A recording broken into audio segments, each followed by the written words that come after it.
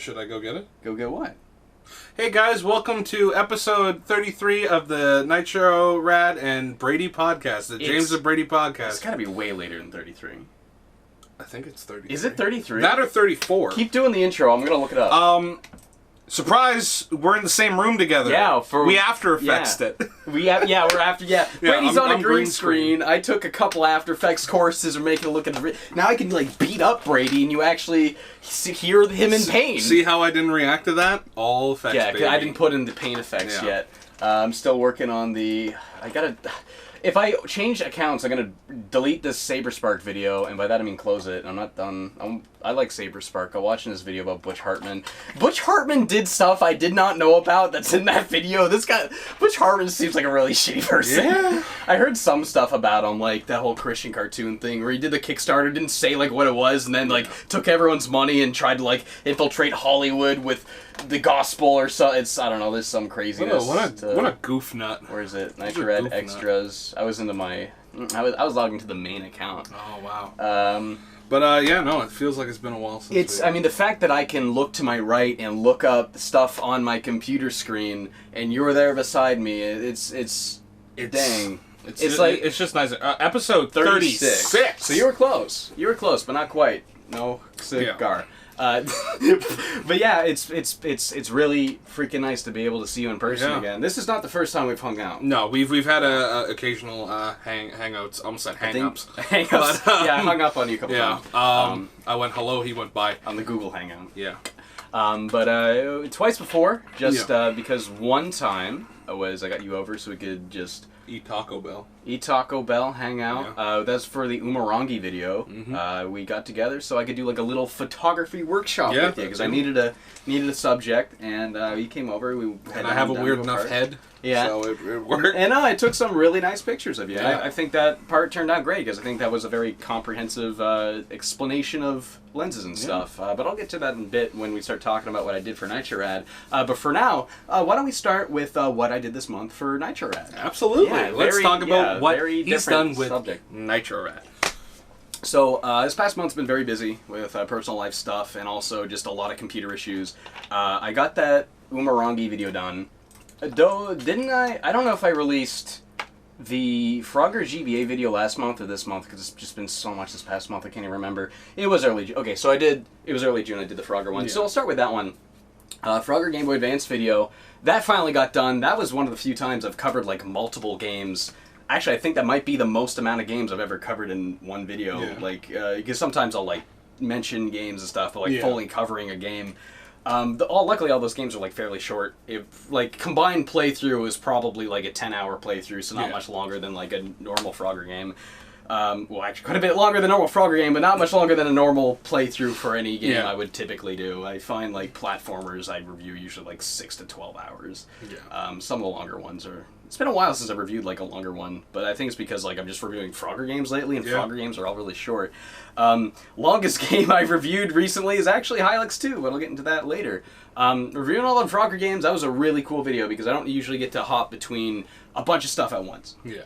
And this was, I got to see them taking multiple stabs at the same kind of idea, playing around with it, and then there's that one, like, the Great Quest port, which is terrible. Frickin' DreamWorks nightmare. It just seemed like, the Great Quest GBA port just seemed like every GBA port of a console platformer, like Ty's GBA port and Dr. Muto's GBA port. I think those are the two examples I didn't even know those existed. Yeah, they're always just like mediocre side-scrollers that just use digitized versions of like the models. They basically just make sprites out of the models they already have for the games. At least that's what Country 5. And I think I bring up Donkey Kong. I do bring up Donkey Kong Country in the video for comparison. But like the thing about like Silicon Graphics back in the 90s is like they made those models and like made the conversion to sprites as carefully as possible, and it was all very deliberate, and that's what the final sprites were always meant to look like, whereas in a port it's like it looked like the console thing and then they did a thing to make it look like this. So like Donkey Kong had really good composition, the colors all went together, you didn't really see many like seams or it was clunky.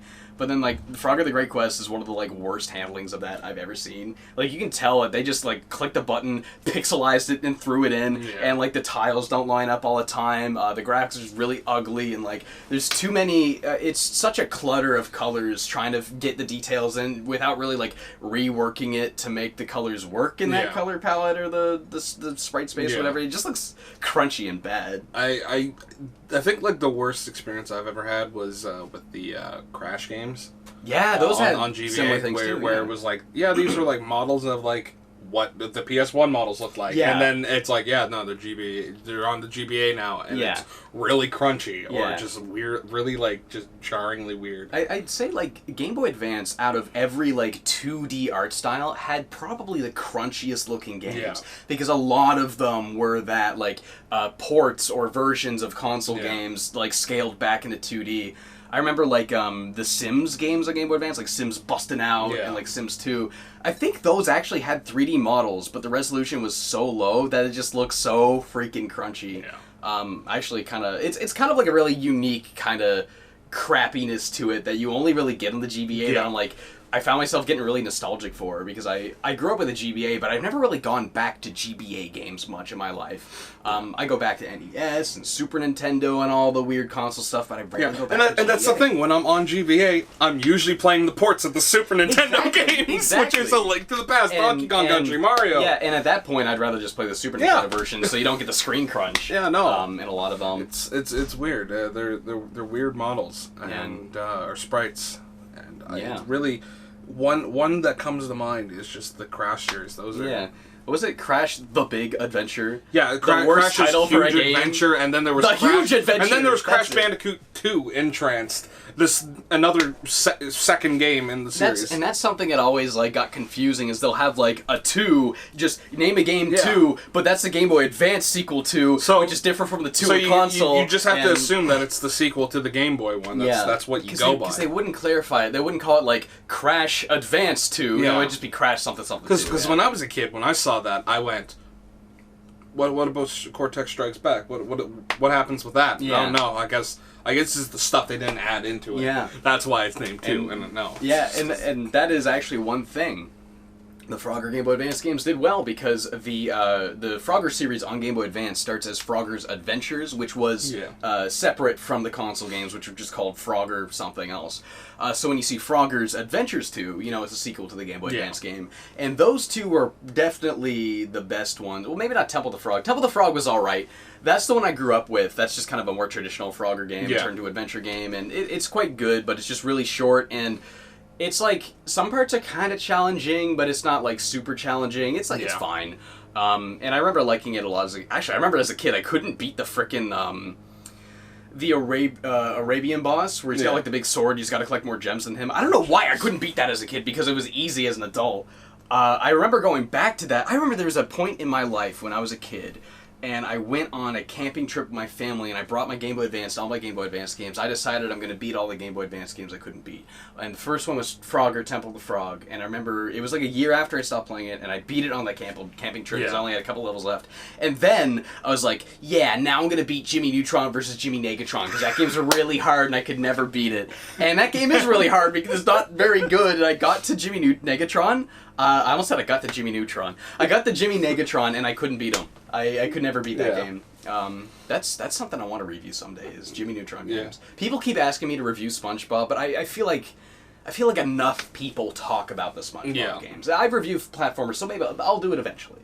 But I want to talk about them Jimmy Neutron games sometime, because I grew up with Attack of the Twonkies on GameCube. Yeah. I remember that game actually being really dope.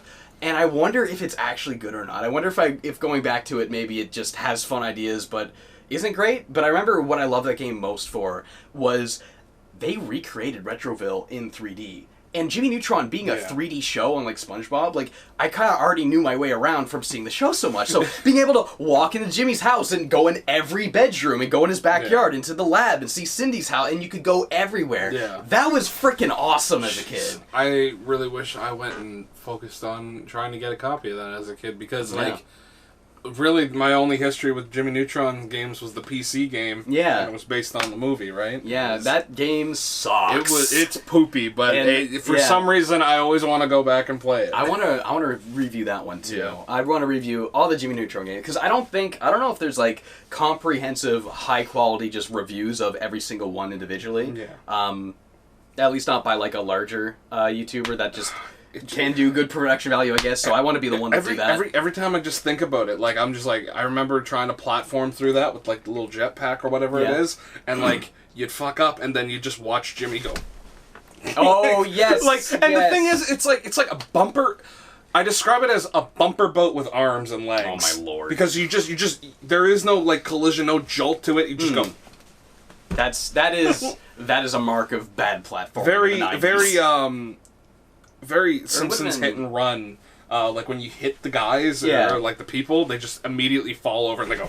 Like they're trying to do physics on PS2, but they can't do ragdoll yet, so they have to have animations for it, like the falling. I haven't seen the clip you're talking about, but I know exactly what it is. PS2 games are like that. Remember before ragdoll physics, it was as they kind of slowly moved. Yeah, that's what Grand Theft Auto falling was. They'd go and then their body would like kind of until you get up. Because I think it was around 4 where it's finally started adding in the ragdoll physics. Yeah, like PS3 era, Xbox 360. That's when ragdoll. Because got like popular. you would get on a car and they would immediately start driving and you would go. Yeah, and that's when you get dragged. Yeah, I think that's when open world games got really fun, and then GTA 5 made it the best because it's a ragdoll button, and they got rid of that in GTA Online. You can't ragdoll in online because that's the only reason I was gonna play online with some friends, just sandbox mode or whatever. I just want to fly planes with my friends. I have GTA Online on my PlayStation, or not my PlayStation, my PC. Yeah, and you have to mod that in, like because it used to be there. I hear, but I tried it like last year and I didn't have it, so I was like, what's the point? That's the only reason I like GTA 5 is to ragdoll. I don't really care about the story that much. I just love causing chaos. I don't even want to cause chaos. I just want to fall downstairs and get hit by cars. Am I glowing now? Yeah. What happened to the light? I think the sun setting might have changed the lighting in here. Did it? Slightly? It looks like it got foggy in here. Let's think about that dream. We're in a dream now. This is the dream segment. Our first video podcast is back, and already the video aspect is getting like exciting and mysterious. Let me crank down the shutter a little bit on that. Turn it up. It's 80. Let's go right there. Turn it up. Sonic. That's a nice shirt, actually. Yeah, I got it at Old Navy.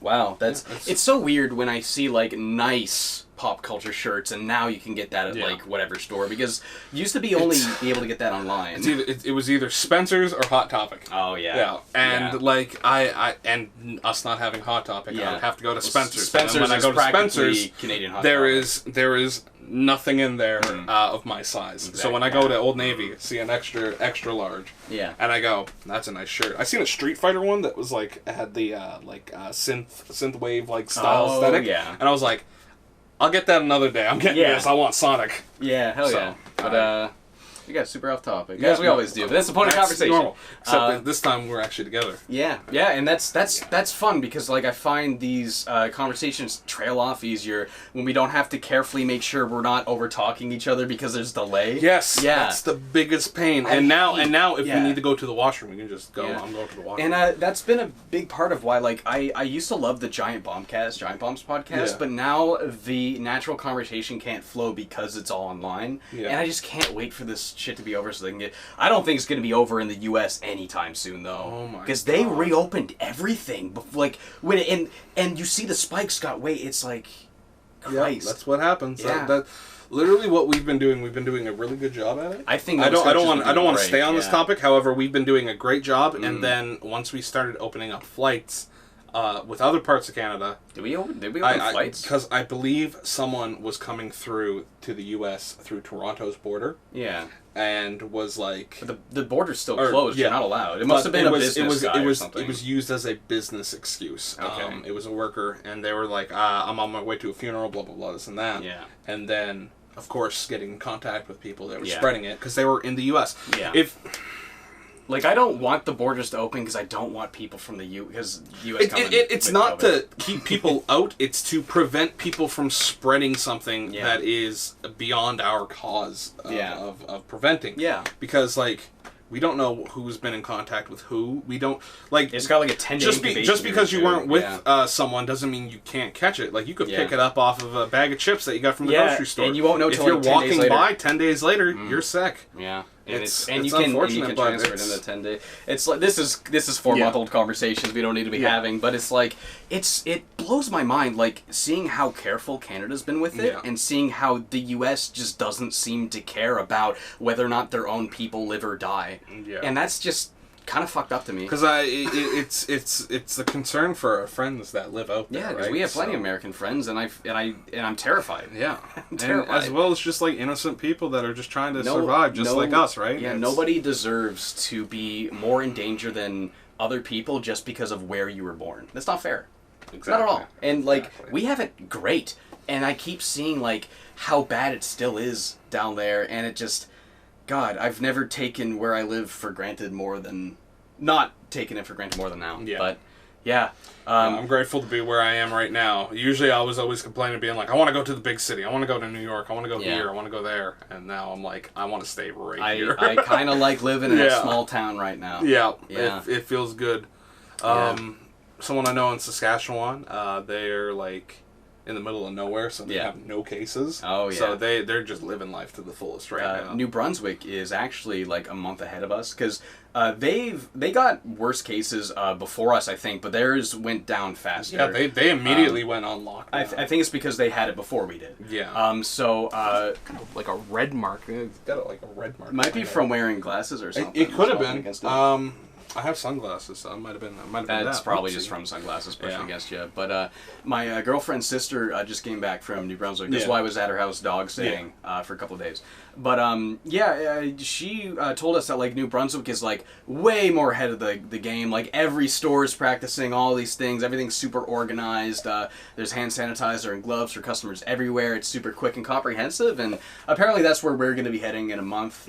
Because right now stores are kind of starting to open, and they kind of have these procedures. That's kind of annoying, but like everyone's being really safe, and like my girlfriend's working again, and it's like it feels really good to like pick her up from work and see like how careful they're being and how they're sanitizing everything, and they're only allowing so many customers in at once, and it's like we're opening, but we're doing it really careful, and I'm really happy to see that. Yeah, no, with my work, you're going to have to wear a mask, and the customers are supposed to wear a mask as well.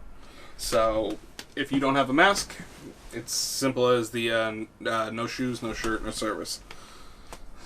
And you've been telling me about some rather negative experiences you've been having with customers over that. As like I'm sure it's people that are cautious, but for no particular reason, rather than to cause issues between people. Yeah. We had a guy who was apparently in the store prior. Going on ranting and raving about the safeties and this and that, and using sanitizer, blah, blah, blah.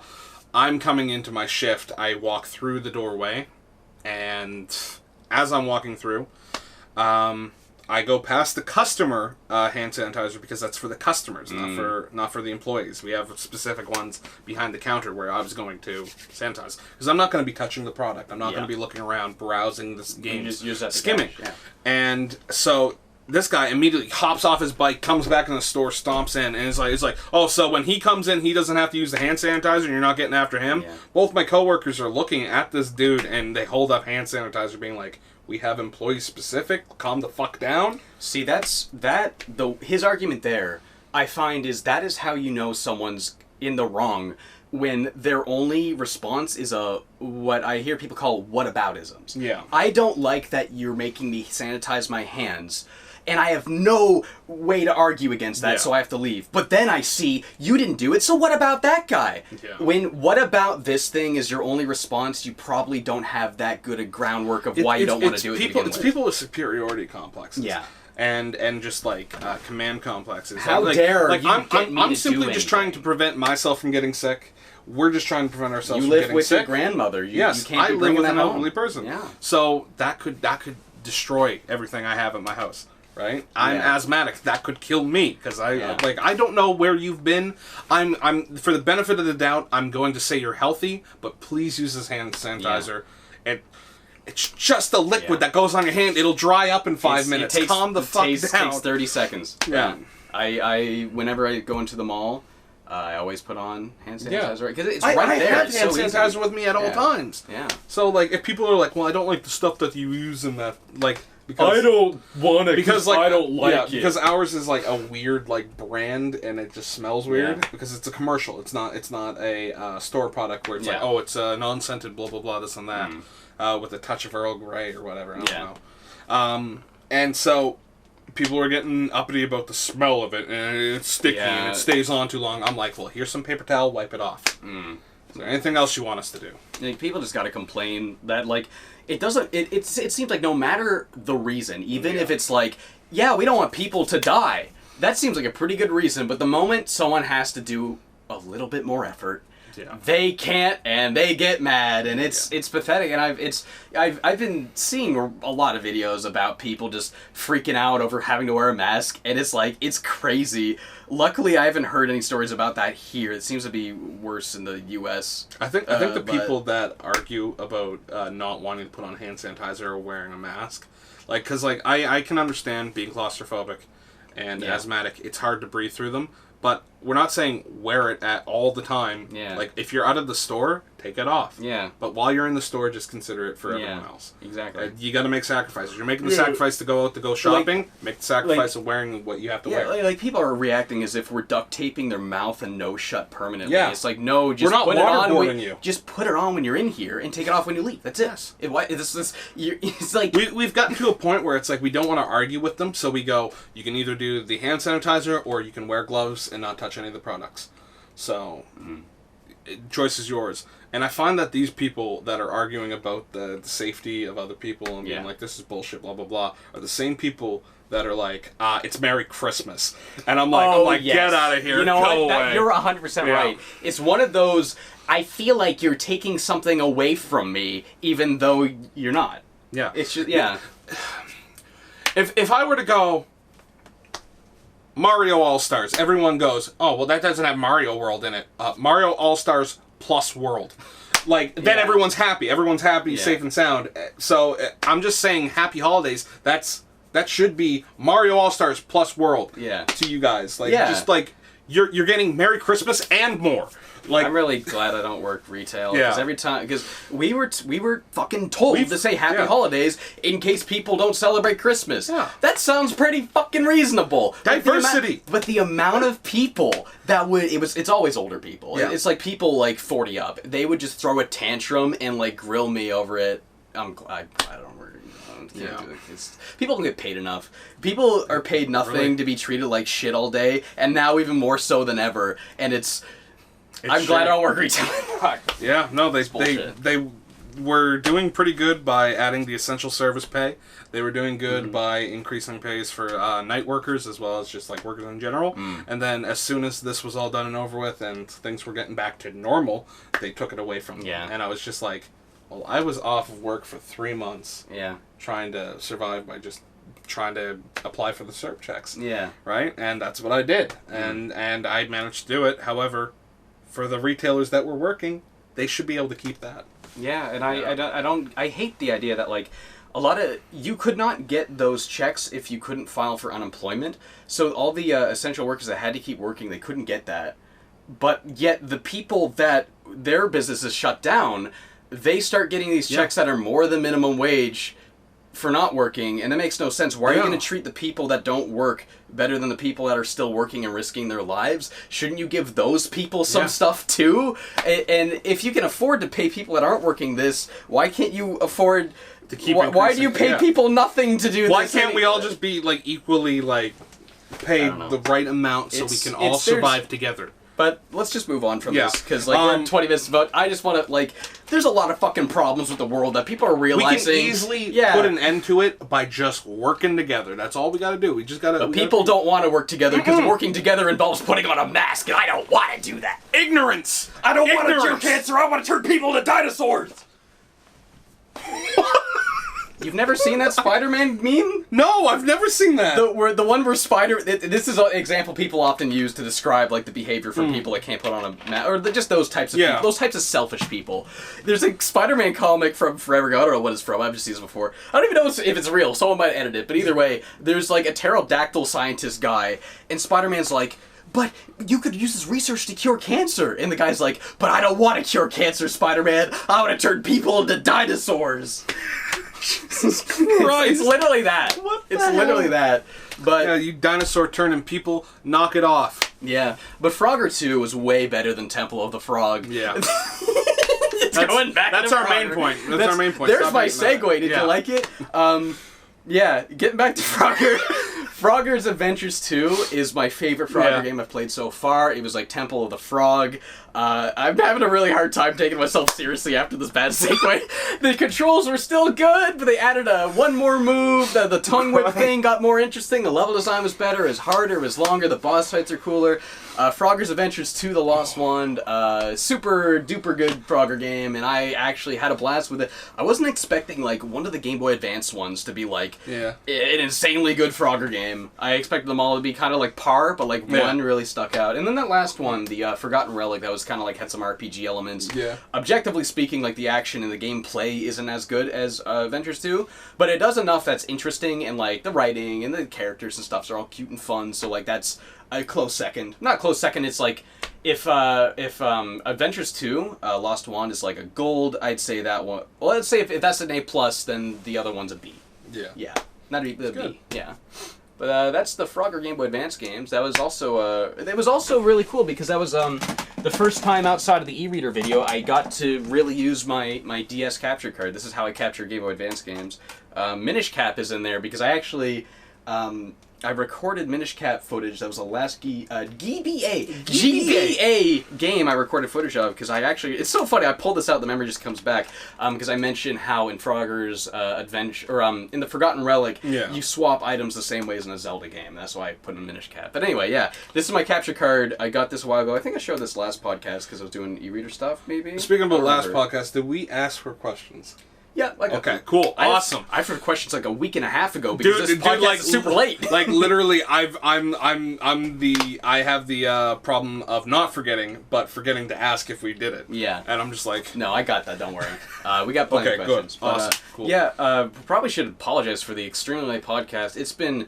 I've been super busy with my personal life and with getting stuff done, and this Hilux 2 video has been like, I'll talk about that in a bit, but also you've gone back to work, and now you have to deal with retail hours where it's impossible to as well as just like trying to keep everyone satisfied when they want to see me, when they need me. Yeah. Because I'm also in a relationship. I gotta see people. Me too.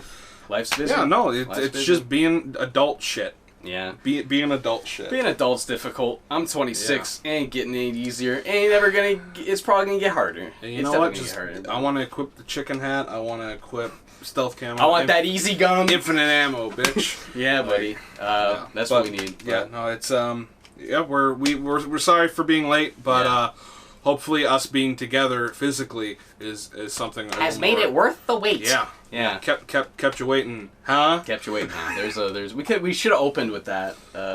We'll film a skit where you like take off the night vision goggles that I didn't get you to bring because we didn't think of this until now, so we're not gonna do it. But God, we gotta use them night vision goggles you got in the video. I really want to see those. I just want to use them. I've never used night vision. Yeah, goggles. They're cool. Yeah, they're really fucking cool.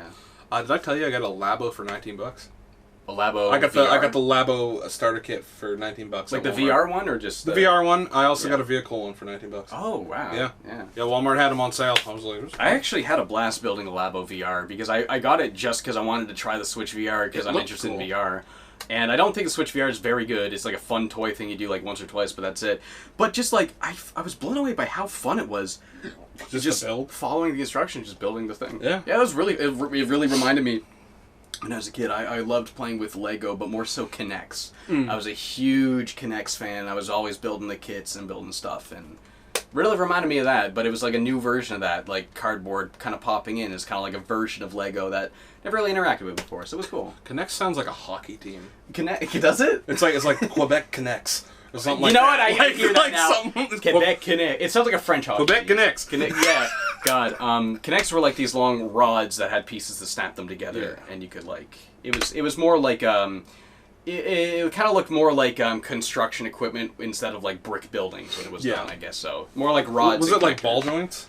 No, that's like Bionicles. Yeah, Bionicles and stuff. This is just like sticks, hoops, and clips. And it's yes, right.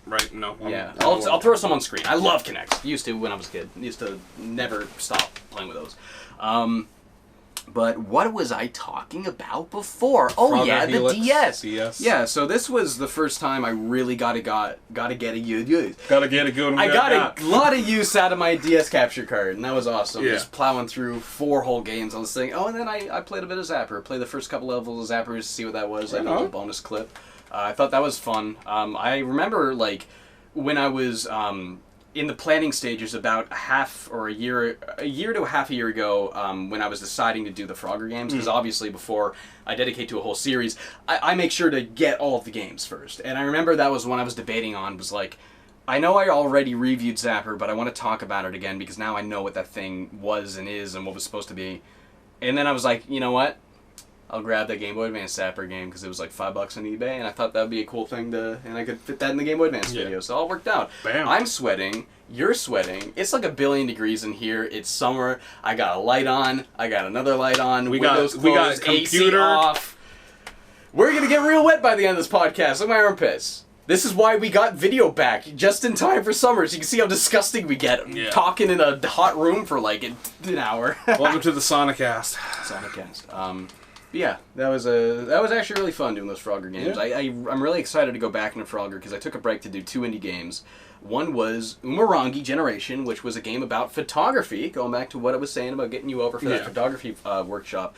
That video was one of my favorite comment sections in a long time because once you get like big-ish on YouTube, all of the comments just become jokes that aren't funny and people trying to get your attention and then people like asking you to do shit. Yeah. And I very rarely find a lot of comments that really speak to me now, but like the Umurangi video, it was one of those videos where it didn't get as many views as usual, which I expected because it was kind of like an oddball indie game and people usually just click properties they're familiar with, unfortunately.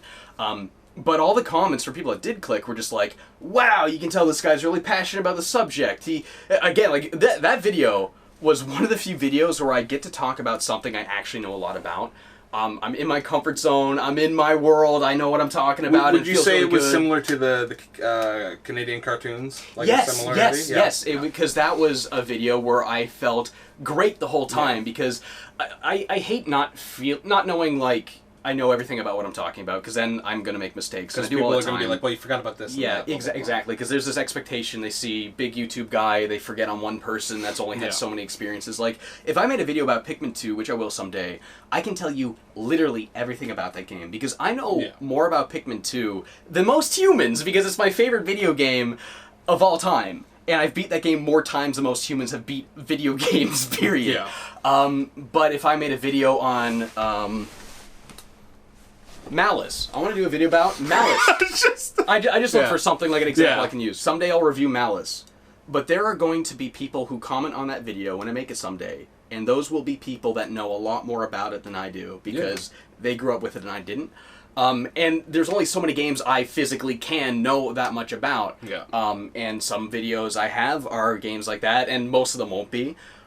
So when I'm making a video, there's always that air of like, I know I don't know everything about the subject, there's going to be bits I miss, and people will express that, which is annoying because people expect way too much of me.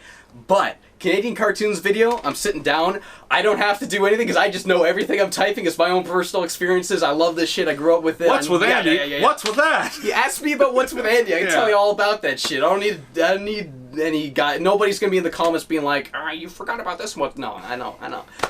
But that was stylus controls and What's with Andy. That was it with the Umurangi video. I'm talking about lenses. I didn't get any people correcting anything because I know I didn't make any errors because it's my field of expertise, and it was really satisfying. Yeah, I think the closest thing you would get from probably a stupid question is the people asking you about reviewing this and that, which you're gonna get that anyway. Which is a 1% chance it never happening. And then you get the people asking, well, what kind of camera do you use? And that's still relating to it. And see, those are the questions I like to get because those are questions for people that are interested. And I want my videos to make people interested in something they were not before. And that was awesome. I got so many comments. I got people telling me that they're in like school for photography, and they told me that my explanation of like what the point of different lenses are and what that's actually doing to the light and how that changes it. They said my explanation in video was a lot better than the explanation their like professor gave them. And that was something I put a lot of work into. I put a lot of thought into the diagrams I was going to show, the way I filmed it. I put a lot of thought and work into that, and everyone loved it, and it felt fucking amazing. So that's one of my favorite videos I've made in a long time. One thing that was really annoying, though, is this is another thing I thought about a lot. I wanted to start the video by talking about my experience with photography in video games and how I've kind of been brushed by the idea sometimes, but they never fully commit to it. So I chose 3 examples I thought were perfect. So an example that's popular, an example that gets my point across, and then an oddball example just for the sake of mentioning a weird game no one's heard of. Yeah. So I thought Pokemon Snap, because of course that's the duh. Then I thought Beyond Good and Evil, because that's a game I don't get to bring up a lot. I've played a lot about it, and that was a game that made me think that you can walk around, take pictures, and that's really cool, but you can't do lens stuff, you can't do this, you can't do that, so it's not really the whole way there. So that's the example where most people are going to be like, okay, I know what you're talking about, I know what you want now from this game. And then the third example, just so I could bring up Lost via Damas, because who would ever talk about that game? I'm like probably one of 2 people that like beat that game and liked it as a teenager. Yeah. So I thought that part was very carefully produced and great, and I got my points across. But I'm starting to realize people don't care about points. People don't care about the ideas or explanations or what I'm trying to get across. People just want to see things they know on screen. Yeah. So every comment goes, what about Dead Rising or Fatal Frame? You didn't mention those as examples because that wasn't the fucking point of the examples were just to get a point across. The point of the video isn't just to mention every property you're familiar with. And those are the comments that make me hate reading comments. Yeah, no, like I get that because you make a few points. You're not making a encyclopedia. You're making points. Yeah. That's the difference. You point out 3 things that come to your mind, not the viewer's mind. If they I guess relate with one another, then good for you. Bam. Yeah. It doesn't mean that we don't know about it, that you don't know about it. It's just that when you want to do your video, you can mention Dead Rising. Yeah, because you would have had that experience with Dead Rising, and that would have formed that point in that way. But this is what you've experienced. Those are where your points come from. People are monkey brain cavemen and don't get that. Monkey see? Monkey done do! And that's like, and I think that just feeds into the same mindset of like people asking me to review extremely popular games that everyone have already covered, and they say, "Well, I want to see your take on it." Is the same phrase I see every time, but really they just want to see YouTube guy they like, review thing they like, and it's no more complicated than that. I happy I like. Yeah. And the thing is, if I ever do review things that are more popular, I try to be way more critical of it, because then it's like, well, now what can I bring to the table instead of, here's this thing no one really talks about, like Rocket Robot on Wheels or fucking Starshot. That's kind of like a tour, like, hey, check out this thing. And then, but the Mario videos, those are way more critical. Because everyone knows these games are amazing, here's why, and here's how they could be better. Yeah, no, like, I remember when you were like, oh, people were like, I think, was it Galaxy that people were like, oh, man, my you're Galaxy really video. critical on Galaxy, what the fuck? And it's like, well, you have to be. Yeah, exactly. Yeah, it's like, because that's a point of that. Everyone knows Mario. I think Mario Galaxy is one of the best games ever made, but I'm going to rip into it. Just because it's a AAA game doesn't mean it doesn't have faults. Exactly. Yeah. Everything has its wonky wieners. And to be fair, it is easy to let those people that get pissed off about it make me annoyed, but then you look at the like to dislike ratio, and then you do see the comments that like appreciate that, like, yeah, you know what, you pointed that out, and I do get that, and I agree, and then or people like, I disagree, and here's why, and those are the comments I look for. But that just, again, those comments get harder and harder to find the bigger I get on YouTube. I'm at a point where I don't want any more subscribers. Just stop subscribing to me. I have enough. I just want the comment sections to be like interesting again. Expired. You cannot redeem a free subscribe no more, but sorry about that. Yeah, Umurangi. That's an awesome video. I'm just going back to. No. When you said Umurangi, I was just like, I was gonna say Banana Slammer because that meant nothing to me. Right, because you're right, because that's just a word. Because when you said Umurangi the first time, I'm like, oh, that's a video game. But you're just Umurangi. I was like, oh, that's a word. If it was like, if we're talking about Donkey, it's like, but yeah, Donkey Kong. That would have made. Yeah. You're just like, Budabadu, like whatever word that's just something. Bon Schlabbity, like. I would be like, okay, I see. Yeah, that. God damn. This is the funny moments that you watch the video version of this podcast for, and not the... God, I'm starting to realize it's so weird. Oh, man, I'm going to get, like, real deep here. Yeah. Man, I honestly... I never realized just how much I appreciate being around people until I spent a lot of time not doing that. Yeah, no. Yeah. It is, it's something I also cope with, where it's like, when I go home, I'm locked in my room. Yeah. And that's where I stay, because that's the closest I can get to socializing with my friends, people I want to be with. Mm. And then when the moment comes when I actually get to see them and stuff, makes me feel like $100, man. Yeah. Oh God. Like I tell you right now, like I still been chatting with the internet friends, the American friends on Discord, and I even chat with you on Discord the past couple of months. And the thing is, like, last week, you were the first person I saw that wasn't my girlfriend after the quarantine rules got eased up and we were allowed to see people again. But I saw my friend Daniel last week for the first time in like 4 months. I haven't seen him since March when we last played, because he's my tabletop friend. We play tabletop stuff together, and I got together with him and my other buddy, and we got over and we just played some tabletop stuff. Like, we played this really fun RPG where you're like a bunch of drug addicts that escape from prison. The world's like this Badland, like kind of shitty Fallout world, and you're like, my guy's a serial killer with like a jack-o'-lantern on his head. It's like a really fun, like, kind of like Lisa the Painful RPG, kind of like you're a bunch of shitty weirdos. And it's super fun, and like I came home from that day being like, fuck, man. I can't believe I spent 4 months not doing that. Yeah. Yeah. It sucks to be away from people you care about. Yeah, but I mean, you got to do it. Yeah. It's not going to get better until we do it. Friend of mine living in Toronto, he used to be just a small town guy, and living a lonely God is in the lonely world. I hate that song. Continue. He takes midnight trains. He goes anywhere. Because he lives in Toronto, he got subways. So when I went up to go see him, and like I've said this to him, I'm like, anytime I get an opportunity to see you is like getting handed a check for like $1 million, because like I don't know when I'm gonna see you again, right? It's a gamble, and getting to see you is probably one of the best gifts I get to have. Yeah. Thanks, Brady. Like, I know you're not talking to me, but you just looked right at me when you said that. No, but what was it? After the whole quarantine, during the quarantine, the last time I saw you was, I think, April Fool's. When we were April Fool's. It was April Fool's. It was just as the quarantine. March 20th? March 20 something. It was when we got that last green screen shot for Blue's Clues. That was the last thing we needed. 21st to the 22nd, around that time. Something. Yeah. Either way, it was around that time, and I was like, well, this is the last time I'm probably going to see him for a long time. Yeah. Lockdown happened, and then I got to watch the live stream of the thing, and it still didn't feel the same, whether we were in a voice chat. Yeah. You gave me your GH3 to start using. I gave you my own camera. I'm still in the works of planning something out.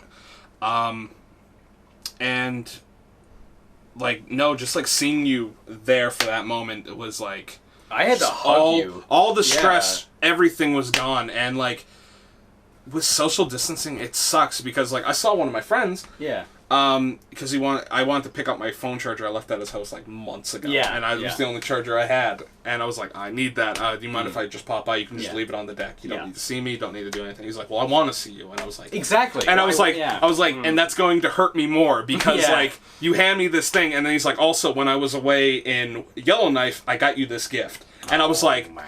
And it hurt because I was like, I wanna hug you so bad, and I can't do that. It's just a simple embrace of a friend, and just saying that you care about them, and you can't do that because I mean you could have just done it. We could have, but I don't wanna have like that sheer moment of afterwards being like, well, I hope I wasn't in contact with anyone. I hope I didn't touch anything or walking around or by some god reason I got sick. So what we did was we hit each other's ankles and we went, we love you, bud, and we walked away. That's cute. But I like that. Yeah, no, I'd rather be in a room with my friends rather than a chat room. Yeah, 100%. And we got a little closer to it with Animal Crossing. Yeah. Animal Crossing was honestly a big coping mechanism for that shit. Man, I gotta tell you about fucking Fortnite soon, because I just remembered something Fortnite, buddy. Anyway, remind me later. Okay. But right now we're talking about... What were we talking about again? I lost my train of thought. Banana Slam. Fortnite came into my brain and just... like a train, knocked out whatever else was in there, and now I don't remember what I was talking about. I forget. I was going to say something, but I forget. I was going to say something about Umurangi. Right, yes. Okay, this goes back to... actually, before I saw you, this was actually probably a week before we were allowed to see each other again. Yeah. I went to Nick's house, and it was for work, so I was allowed to.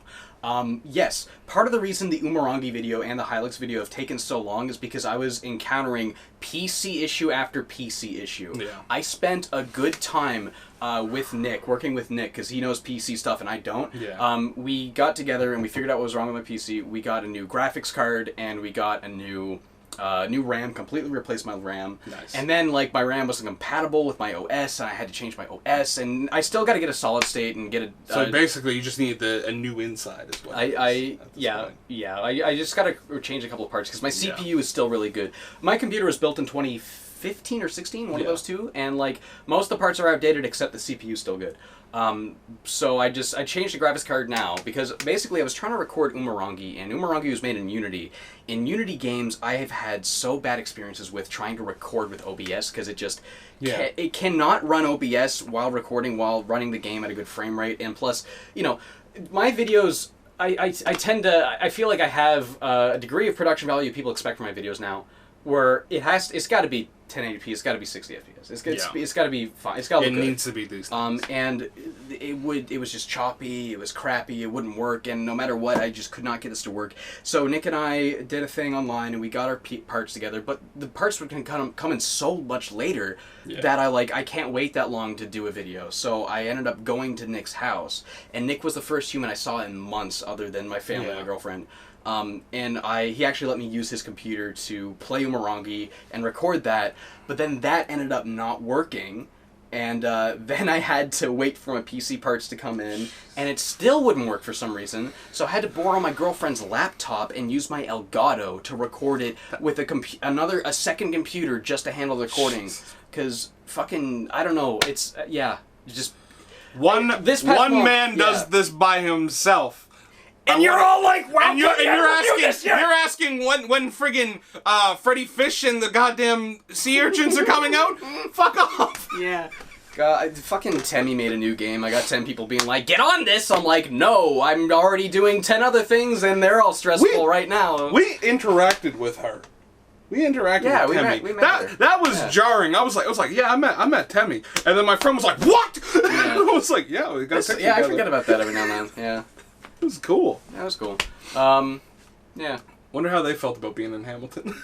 Oh, God. If we ever bump into her again, we should ask her what she thought of Hamilton. How was your trip to Hamilton? Hamilton sucks. We talked all about Hamilton on a previous podcast. When I was going through my retweets, I seen a post about my friend up in Toronto being like, Brady's first time in Hamilton. I'm never going to Hamilton ever again. When was that? June? That was, look for, it was just at the end of July.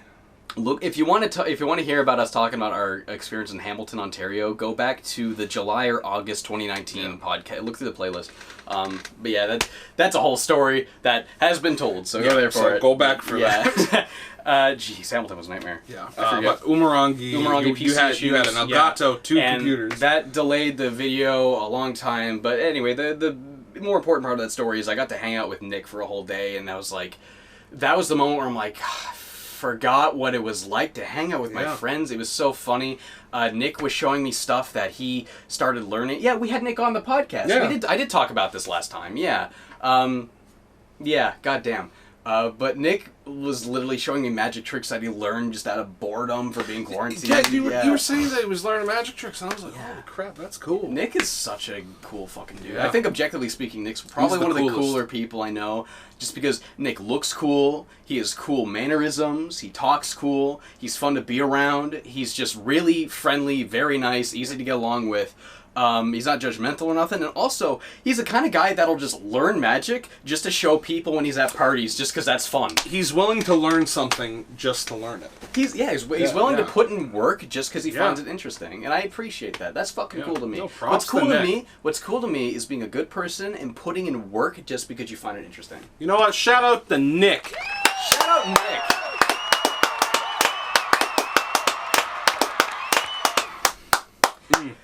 But now I'm working on the Hilux video, and I had a couple of similar PC issues. Oh, Christ. But they were a result of me getting ambitious and not because I needed to have them. Well, I mean, I think I saw a bit of your ambitiousness on seeing the words "sweet erect Jesus Christ." Yeah.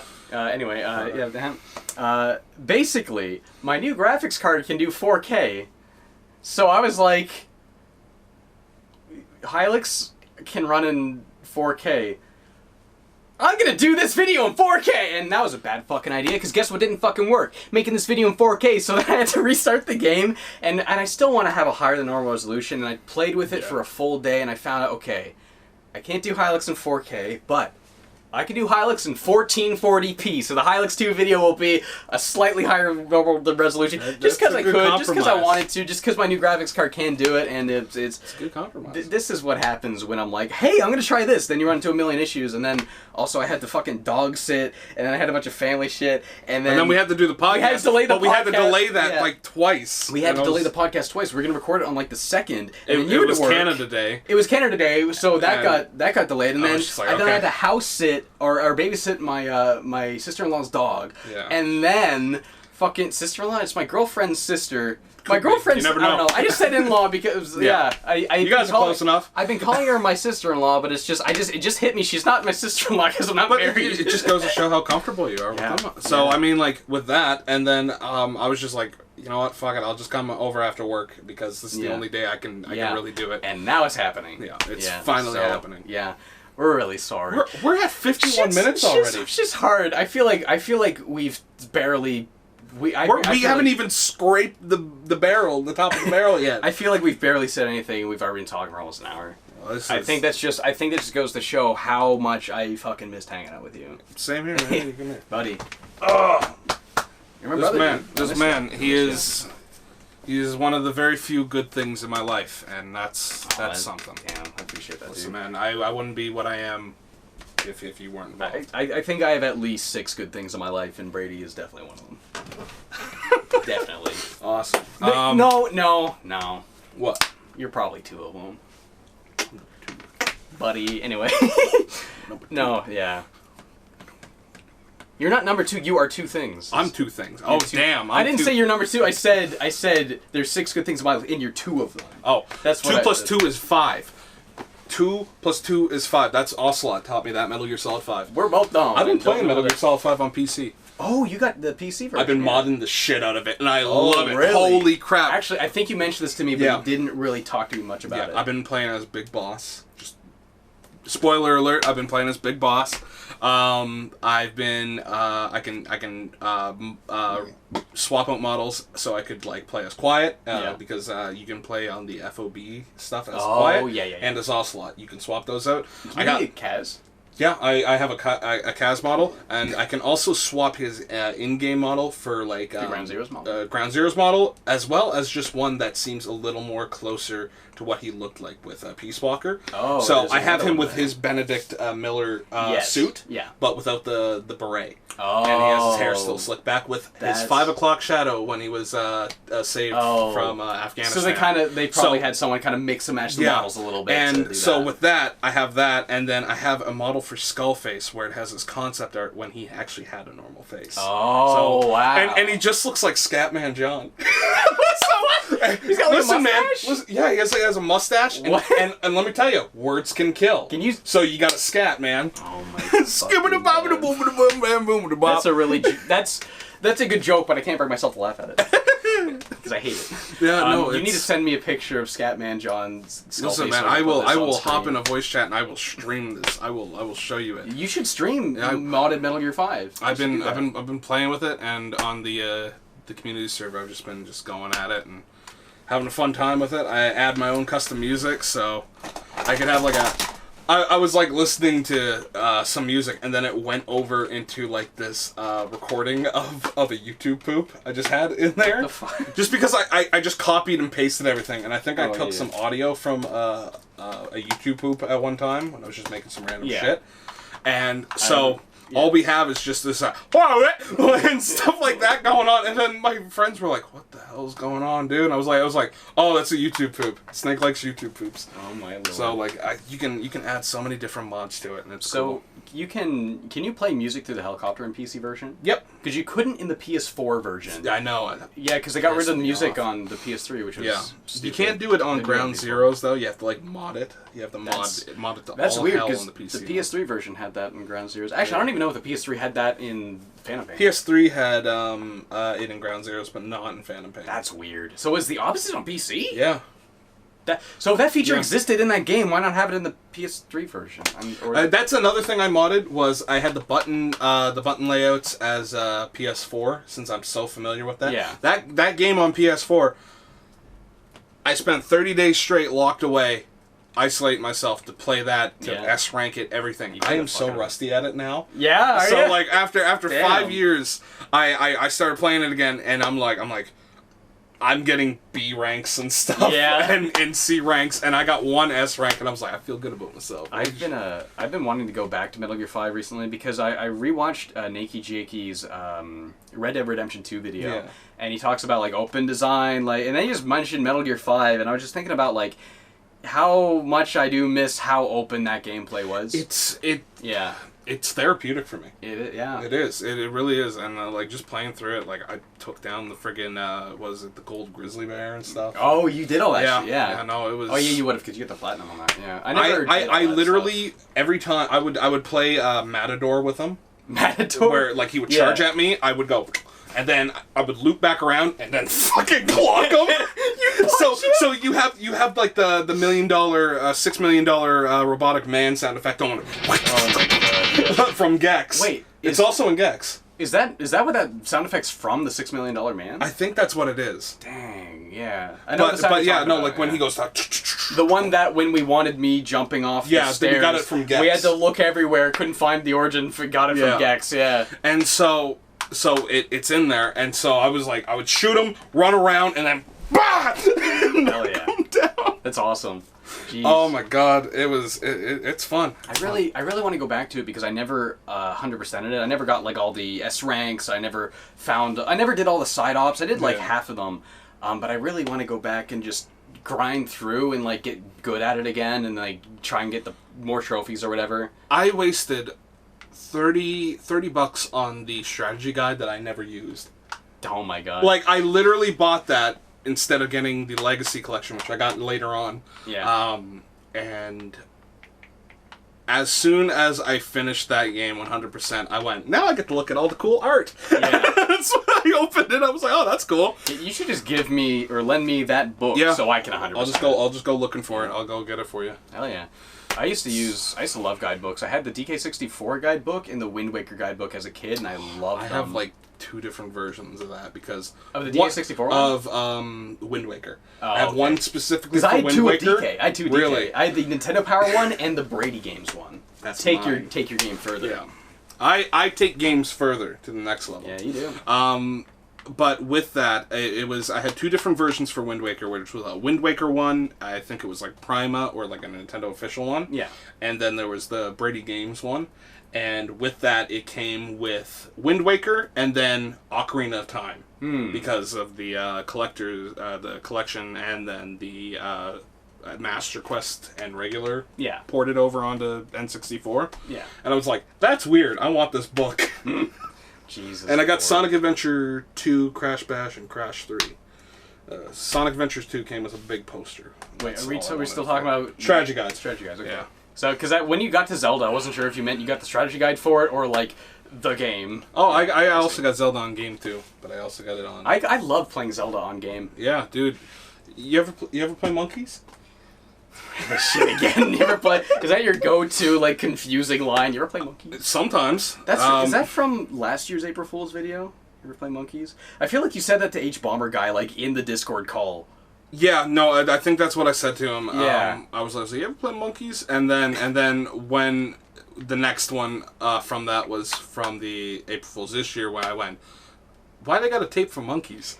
That so was that's like a why. callback. Yeah, that's why I was like, why they got tape from Monkeys? I didn't even realize that was like a callback to that. I do those little subtle things. I'm like, yeah.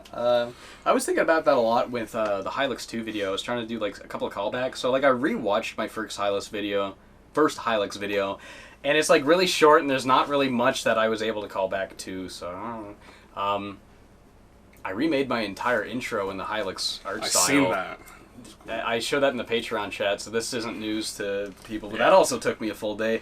I'm also trying to take my time with the Hilux video because I want it to be good. Yeah. And I've been thinking a lot more about things I don't usually think about, like the timing of when music cues hit in. Mm-hmm. Like I was just editing earlier today, honestly, and I was probably, where is it? It's like 8 minutes into the video. I'm about 8 minutes in. I have, basically what I have as of this recording, the 10th of July, I have all of the audio done. I don't even have the video project open. I have all of the audio done. All of the basically me talking is all done. Yeah. I just have to start matching gameplay footage to what I'm doing now. And I'm 8 minutes into a 24-minute video of that. And the thing is, like, with Hilux 2, that's a game I enjoyed so much, and a game I had so much to talk about. It ended up being a longer video, 24 minutes. Yeah, I keep thinking of things that I want to put in, and there's a point where I'm like, this video. You're gonna have to have the cutout. This video's gonna never get done if I keep wanting to add to it. It's one of those things where it's like you love it so much and you just want to keep going, but it's gonna just. Yeah, right here you can see these two. I'll take a screenshot right here so you can see what I'm talking about. But basically, the highlighted green one on the right, and the those are music tracks. The music track on the right's from Anodyne, and the track on the left is like. One of the themes from Hilux 2 just fading out, and I make a point there, and I noticed the point felt like really powerful because the music faded out. What is the point about? I'd say powerful point, but it's just like me talking about a video game. What is it? Even just talking about drawing them. Oh yeah, I'm talking about how like I really like how abstract the character designs are because they're like hard to think of yet they're so iconic, and that's like really. Should be antithetical to itself, yet it's like really interesting to me, and I really like that. So I have the music fade out, which just kind of happened to happen, and I'm like, you know what, let's make that fade out earlier. So I chopped it up and I lined up the beats to make it sound like it wasn't cut, and then I made it fade out a little earlier, still on cue as the song goes. Yeah. And then I start playing through other tracks, and I found this one track that I didn't use in the Anodyne 2 video, which I know because there's no SFK file, which means I never put into Vegas. And I was going through that track, so I'm like, what's a good track for like something more mysterious sounding? Because I'm talking about mysterious kind of visuals or whatever. And then I put this track in, the track for when you're doing the Nanospark in Anodyne 2. Yeah. And it just fucking the bass real. I don't know. It's weird to explain. Yeah. But like I sat there and played with it for a good 10 minutes and made it sound really good, and I felt like it kind of delivered the point better. And it's like it's little things like that I'm starting to notice and pay more attention to. And like I don't even know if it will make a difference to the average person. I don't know if it'll make a difference to anybody, but it makes a difference to me. To me, I'm seeing that as you're learning more and you leveled up. Good job. Thank you. Like that's cool. But to you, like that's like an eye opener. Yeah. See, I don't know. I don't know if anyone will ever notice. They probably won't. Yeah. Well, the thing is, if you're doing your job well, no one notices. That's the rule of thumb in the world of film. That's why you only see bad CG, as they say. But it's the sort of thing where I'm wondering if people will find my videos more engaging. Maybe stay with them longer. Generally speaking, I don't know. I'm trying to get these music cues and the pacing and shit better. Yeah. It's weird to explain when I'm like not in the moment doing it, because it's like when I'm editing, my brain like doesn't speak English. It speaks in weird. It speaks in it's you know what I mean. Like when you're like in that state of flow, it's like you're not really thinking with words. When you're so focused, you're not really thinking with words anymore. You're just it's editing is like the only thing that in photography that I can really get into that mindset with. But yeah, I've been thinking more about that stuff, and I don't care if anyone appreciates it or not. It's just something I feel good about doing. Take pride in what you enjoy and what you notice in yourself as growth, because it's good. I gotta say, looking at Hilux is like a fever dream to me, because like there's just so much going on. It's so funny. That's another thing I thought very long and hard about. Yeah. I used the word fever dream to describe the game. Yeah. Then I realized the word fever dream was the first word I thought of. It was the first word you thought of. Mm. Probably the first word you would think of. to describe this game. So I thought to dig deeper, I said, this game's like a fever dream. No. It's like your brain's trying to make a fever dream, but can only make incomplete thoughts and makes it out of what it can. I like that. And that's Hylix, and I felt like that was such a better way. That's such a better way of making it sound cool than just saying it's a fever dream. Stuff like that. I've been thinking way more about. My forehead tingled. Yeah, when you, I got tingles in my forehead. Appreciate I like that. That's cool. You're making me feel good about this. Oh, yeah, that's really cool. Dude. I want to try doing that more in videos, and if it makes videos take like kind of longer to come out, that might happen. But I mean, if I feel better about the product, that's what matters. I mean, yeah, no. That's... But at the same time, I feel bad because I'm making less money, and people keep messaging, "Where's the next video?" And I want to kill myself. Ah! Not really. I shouldn't joke about wanting to kill myself, but no, it gets really, really stressful. Feeling like I'm not. You're doing on a enough work. timer, or that's the worst. You're feeling like, rushed. Like being a YouTuber is like it feels like there's a gun to my head, and every day the gun gets bigger and bigger and bigger until I finally get the video out and I can take the gun and point it somewhere else and fire it. It's definitely an anxiety. I felt that when I was doing the panel for the Amiibo thing at HalCon 2019. When I was writing all that stuff up, I wanted to keep adding and adding. Yeah. However, I realized we were on a strict time limit, and I guess in a sense I know where you're coming from. Yeah. If you have a in a sense a due date for something. It definitely feels like there's like either a knife or a gun pointed at you, and it feels like someone's pulling the trigger slowly. Yeah. And the farther it gets in on the trigger, the sooner that gun's going to go off, or the sooner that knife is pushing into your flesh. And it sucks. It's a little different though because I don't really have a deadline. No, I can put videos out whenever I feel like it. Yet there's this constant anxiety of like I feel like I have to do it, or I'm fucking up, or I'm failing if I don't do it in time. I think, and it really gets me a lot. In a sense, is that like, your moral compass? Is that? I don't know. Like, I don't think it has anything to do with morality. It just feels like. I don't know. Sometimes I feel like I don't get enough done, and I know it's not true, but it's still. And I don't think I would feel that way if I didn't have people like fucking nagging me about it nonstop. But that's just YouTube comments. Doubt. What can you do? Yeah. I hate doubt. Yeah. I hate when you got to doubt yourself. But I'll tell you, when the gun's to your head and you can finally. When you get to fire the gun, it feels good. Yeah. When I can finally put the project out and then boom, it's done. Get it out there. It feels amazing. Yeah. So I guess it is worth it. But that is yeah. Creation comes with a lot of stress. It does, yes. It does. This past month's been so fucking stressful because all the fucking PC issues and everything happening to delay each video even further and further. I just want to fucking, like, I'm... Growth also has distance, and with distance has a long, long climb. Yeah. Yeah. Yeah. But aside from Hylix, is there anything else you've been doing? Anything else I've been playing and stuff? Yeah. The good thing you Hour in, we're finally talking about what we're playing. Yeah, well, I've actually been playing a little bit of Fortnite with a girlfriend a couple days ago. Yeah? Because it's like, we need a 2-player game because we just beat The Last of Us. There's nothing to do now. Fucking Fortnite's free, sure. And we started Command playing and Fortnite. Conquer? And what? Command and Conquer? Command and Conquer? Yeah, you just wrecking havoc. You mean like the game? Yeah, you winning, son? I don't know anything about that game, so I don't know. I'm not talking about the game. I'm just talking about are you Command and Conquering in Fortnite? Okay, yes. Yeah. I thought you were referencing the game. No, I'm using the saying. I'm using the saying Command and Conquer. Yes, I am commanding and conquering. Okay. Yes. We got 3 victory royales in a row. We have 6 total. Even I don't even pull that off. I can't pull off 3 in a row. The first time was a fluke. So was the second time. The third time, it felt like, oh fuck, no, we earned that. We got that. Yeah, and we've gotten 6 total now over the past 2 weeks of just playing every now and then. It's like, this goes. You want to close my door? I think someone's doing the laundry down the hall. Sounds like a phone. Giant Tyrannosaurus phone went off. And I wanted to bring this up because it goes back into our point of like things are way better when you're in person. Yeah. I've only played multiplayer Fortnite with like you or like people in our Discord call. Pasty my neck. I am white under this shirt. Holy crap! Did I really get sunburned already? Jesus. Wow.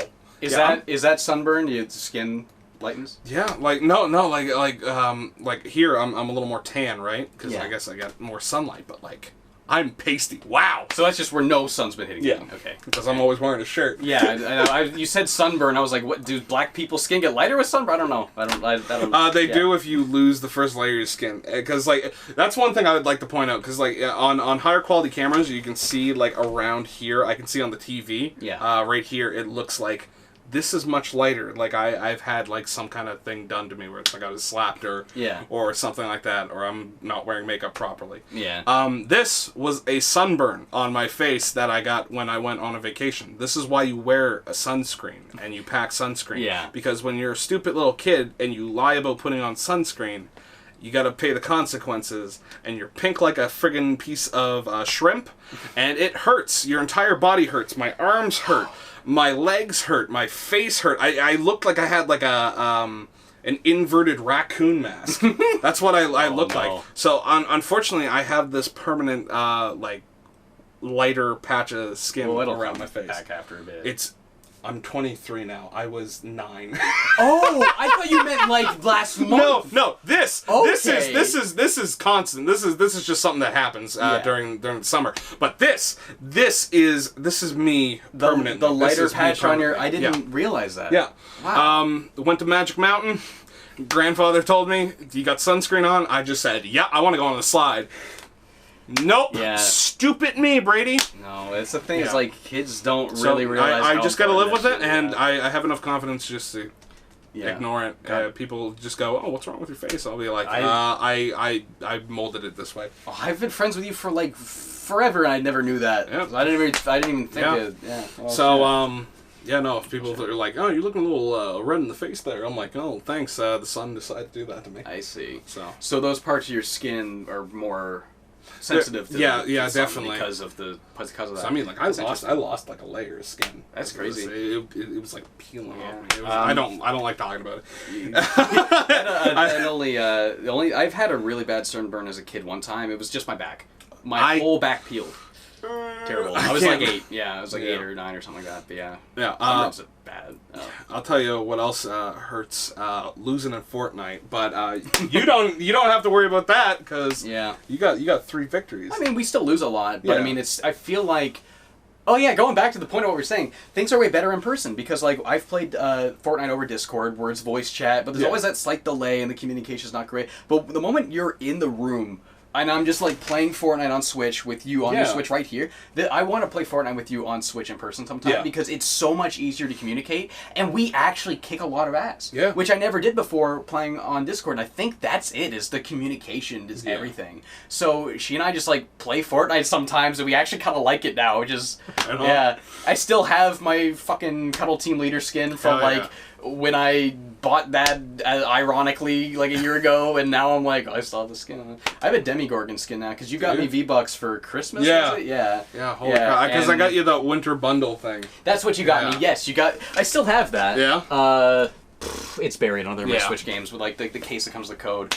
I still had some V-Bucks left over, and there's a Demigorgon from like Stranger Things, so I bought that. And that's my skin now, and that's fun. But that's a weird thing I've been playing. Other than that, I beat The Last of Us 2. Congrats. Nice. Everyone's shitting on that game. I think I noticed that, and I'm there's like, a lot of there must be some behind the scenes or something because like I thought that game was fucking amazing. Yeah. I don't want to even bring it up though because it seems like every time I'm so scared to bring this game up because it just seems like you can't talk about it without everyone getting mad. But I'll just say The Last of Us 2 is fucking incredible. Fuck the haters. I don't. Yeah, no, like literally don't when I'm working at work and I have people being like, "Oh, so did you play The Last of Us 2 yet?" And I'm like, they bring it up there, and I just go, "No, I haven't." However, I've noticed there's a lot of distaste to it, and I don't understand why. I guess I'll have to play it and see for myself. And then they go, "It's like, oh yeah, well, I don't think it's worth the money." And I'm like, well, I'm optimistic. I don't know, like, I beat that thing, and I came out of that with, like, emotions. I beat the first one, and I absolutely loved it. So, see, okay, I do want to get into it, because playing through The Last of Us was really exciting, because, like, it's my girlfriend loves The Last of Us, so I wasn't that interested in it, and she got it, and we played through it together, and I was felt the same way with the first one. Like, I do like Naughty Dog a lot, because I love the Uncharted games, but, like, that's kind of it, so I'm not, like, a huge Naughty Dog fan, I just like Uncharted. I never really played Jack, never played Crash. Yeah, I saw your face there. I'm sorry, not a Crash fan, whatever. No, it's fine. It's fine. Like, literally, I remember watching your stream a while back. Yeah. And then people were like, do this and that. I'm like, just let him play. Yeah. Yeah. But either way, I remember beating The Last of Us 1, and I remember loving the story, but the gameplay just kind of seemed like a watered-down, very simple and rudimentary, but polished survival horror game. So while it was very polished and very, like, the graphics were great and everything felt good, it's like, I don't know, there's not, like, a lot of options here, and I kind of preferred The Evil Within at the time. But this one, like, they really made a lot more options. You feel like you're struggling by, there's, like, a million different, like, ways any scenario can play out, because there's, okay, like, Uncharted 4 was the first Uncharted game to have jungle gym-like design, as I like to call it, which instead of, like, a hallway and you're going from cover to cover to try and get through a main through line, now there's no real point other than to beat all the enemies. So it's more like Doom, where you're swinging around this big open area with nooks and crannies and doors and ins and out. Last of Us 2's level design is way more like that, and I never realized how amazing a survival horror game can be like that. Like, the idea of, like, you get spotted, so you throw a bottle at someone's face, like, crawl under a car and roll underneath and get pop-off a shot with a bow and arrow and then run, break a piece of glass, smash through a glass window. You can break all glass windows in the game. There is so much mobility options. Even the sneaking's way better. You can crawl on the ground. It's a lot more Metal Gear-like. I like that. there's human enemies. The new enemy types are way more interesting than, like, your standard, like, okay, well, this enemy type does this enemy type does that. There's two main human enemy types. There's the soldiers, and then there's, like, the cult. So the soldiers, you'll hear them barking orders, communicating, but the cult, they're just whistling. So you don't know what those whistles means. You don't know who's reloading, who's doing what, who's sees They have their own language. So suddenly you're encountering enemies. Ballpark. It's a whole other ballpark. It's like, I don't know. Wow. What I can't read these people because they just have this whistling language. And I know two whistles mean something that I don't know, and I think you could probably learn what those whistling means. I think that's what they want you to do. Yeah. Is like just put it in the back of your head. We didn't, but I think on a second playthrough we could. I don't know. As a big fan of survival horror game, like, just the gameplay alone was so much more than Last of Us 1. I was expecting just Last of Us 1 again, but maybe with two more mechanics. But holy shit, that's what I want from a survival horror game. I was told that they're like dogs that like these there's guys dogs, have. yes, and that like scent. if say like the dog owner was killed or something, the dog can actually reacts to. Like, I didn't know that because I always kill the dogs first. Yeah, that's so cool. Apparently I think that's what my friend told me was I killed someone and then their dog came over, sniffed the body, and then was like whimpering and shit, and I'm like, that's. Damn. Dark. That's dark and realistic. That's another thing. Like, that's the only game that's ever really made me. That's the first game since Lisa the Painful RPG that's made me feel genuinely bad about killing people. But this time, like in Lisa, it's a scene with Rick hitting them. But this game, just killing a random person can actually kind of feel bad because of how realistic it is, the way their body falls, but also, like, the way they'll, like, grovel and beg for their fucking lives before you kill them if they're in a position where, like, they have no ammo left or whatever. There's, like, time... If you kill someone, every single person has a name. So you'll see people cry out for, like, their friends that, like... To you killed a bad guy, but to them, I just killed David. And the fact that they just said that, I was like... That's the most in-depth type of shit. Isn't that crazy? I felt kind of bad. It was, like, weird. It was weird. I've never had a game do that to me before. I thought it was cool, and everyone's hating this game. Why'd you miss out on that? I don't know. I think that would have made Metal Gear a lot more consequential about the death, aside from the horn growing. Like, that was... Goddamn. But the dogs are cool because, like... There's a lot of there's a lot of solutions to certain enemy behaviors that I just figure out myself and feel like a genius. So basically, they explain how dogs work. Okay, they can track your scent, so everywhere you go, they're always tailing that, unless you can throw them off somehow. But what I thought to do, proximity mine.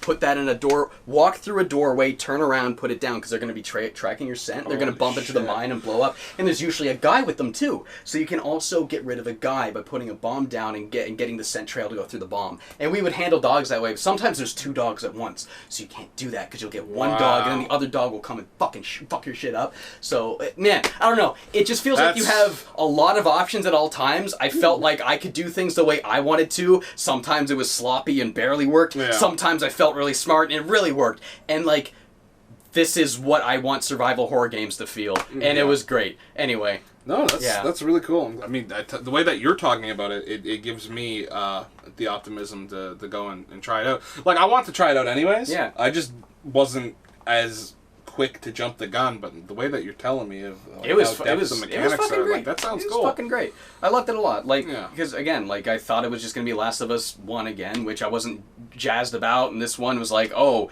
this time we're doing survival horror for real. I see, and it was great. But yeah, I'm really nervous to put that on my top 10 games of the year video, as I always do, because it's like, it's definitely not gonna be number 1, but it'll be like at least number like 4 or something, and it's like I'm scared to put that on there because I know I'm just gonna get just have a bit of me coming in just swearing at you. I don't want to acknowledge that though. I don't know. See, that's another problem, is that you like it seems like it's mandatory to have to acknowledge the hate that something gets, but why to do also I have say to? that you love it. And but why? But I want to talk about the game, and the game isn't about the hate. Yeah. So why do I have to? I don't know. It's about your take on it and what you enjoy about it. That's what you talk about. I'm just sick of all the hate, man. Yeah. Not just on this game, but just people in general. People tracking down anybody who likes anything and getting mad at them for it. Again, like I got that hardcore when I made the Star Fox Adventures video. God. Fucking, what was it? Recently, there was that Kirby Air Ride. Yeah, there was that weird guy. Man. Listen, you thought you were getting the brunt force of it. I was just going in like a goofball at him. And Can this be the story to end this podcast? Oh, we still got to do questions. Oh right, we still got to do questions. So I'm gonna tell last the story. thing before questions. Oh God, I'm gonna. You had a run-in with some guy in my replies about Kirby Air Ride. Yeah. This guy was gonna die on this Kirby Air Ride hill and was getting so mad, and you were like egging him on just because you knew he was a pissy little wiener, and you knew if you were jokey, whatever, he would reply back actually, and that's exactly what he did. And you got a lot of shit out of this fucking random pissed off dude. And the on thing Twitter. is that it wasn't anything different from what I was expecting. He literally ran on one solution to say, your mother should have swallowed you. You're the cum shot that your mother should have swallowed. Yeah. You should be dead. You shouldn't exist. You're causing problems for everything. Wow. Fucking Nintendo boy. Bum. This character's in Smash. And I'm like, you're a goof. You're a real goof for getting this angry over a video game. Yeah. And then like people were starting to realize what was going on in the chats, and I'm like, I'm not even mad. I'm just saying that you're foolish. Yeah. And he's like, oh yeah, see, you're trying to do damage control now. I'm like, what damage control? The only thing that I see of damage control is damage unstable, which is what you're causing for yourself. You're like damaged. You're like TNT just going off everywhere. You're blasting off this mountain, and everything's crumbling beneath you, all because you're setting it off. You're the fuse that's getting ignited. I'm laughing. I don't understand how someone can be on that side of the anger and like keep talking to you like you're angry, yet he's clearly the one upset and is the one keep coming back. I don't. And like you came to us, we didn't come to you. Yeah, I was like, you're the one who came into the comments. If you're not even following us, you're the one who came to me and got mad. I think I blocked the guy because I block all people that are like that. And then he was like, oh yeah, and then I says one thing and then blocks you. Yeah, and then I unblocked him, and then he said I was a pussy for like unblock or something. And I don't know what that. Anyway, I decided to look at his profile. He had a link to his DeviantArt, and then I just laughed because I decided to go through his DeviantArt, and of course, you're going to find history of what they do in their past. And all I could do was laugh because literally, I think I'm better off. Yeah. I'm better off just being the cum shot that should have been swallowed. For the record, we're not going to show any of this guy's profile. That's I don't want nobody to go the one thing. When people talk about this stuff, they do it out of a malicious attempt to get people to go after you. I'm simply telling you about my experience of a shitty person. Yeah. I'm not going to go out and dox them.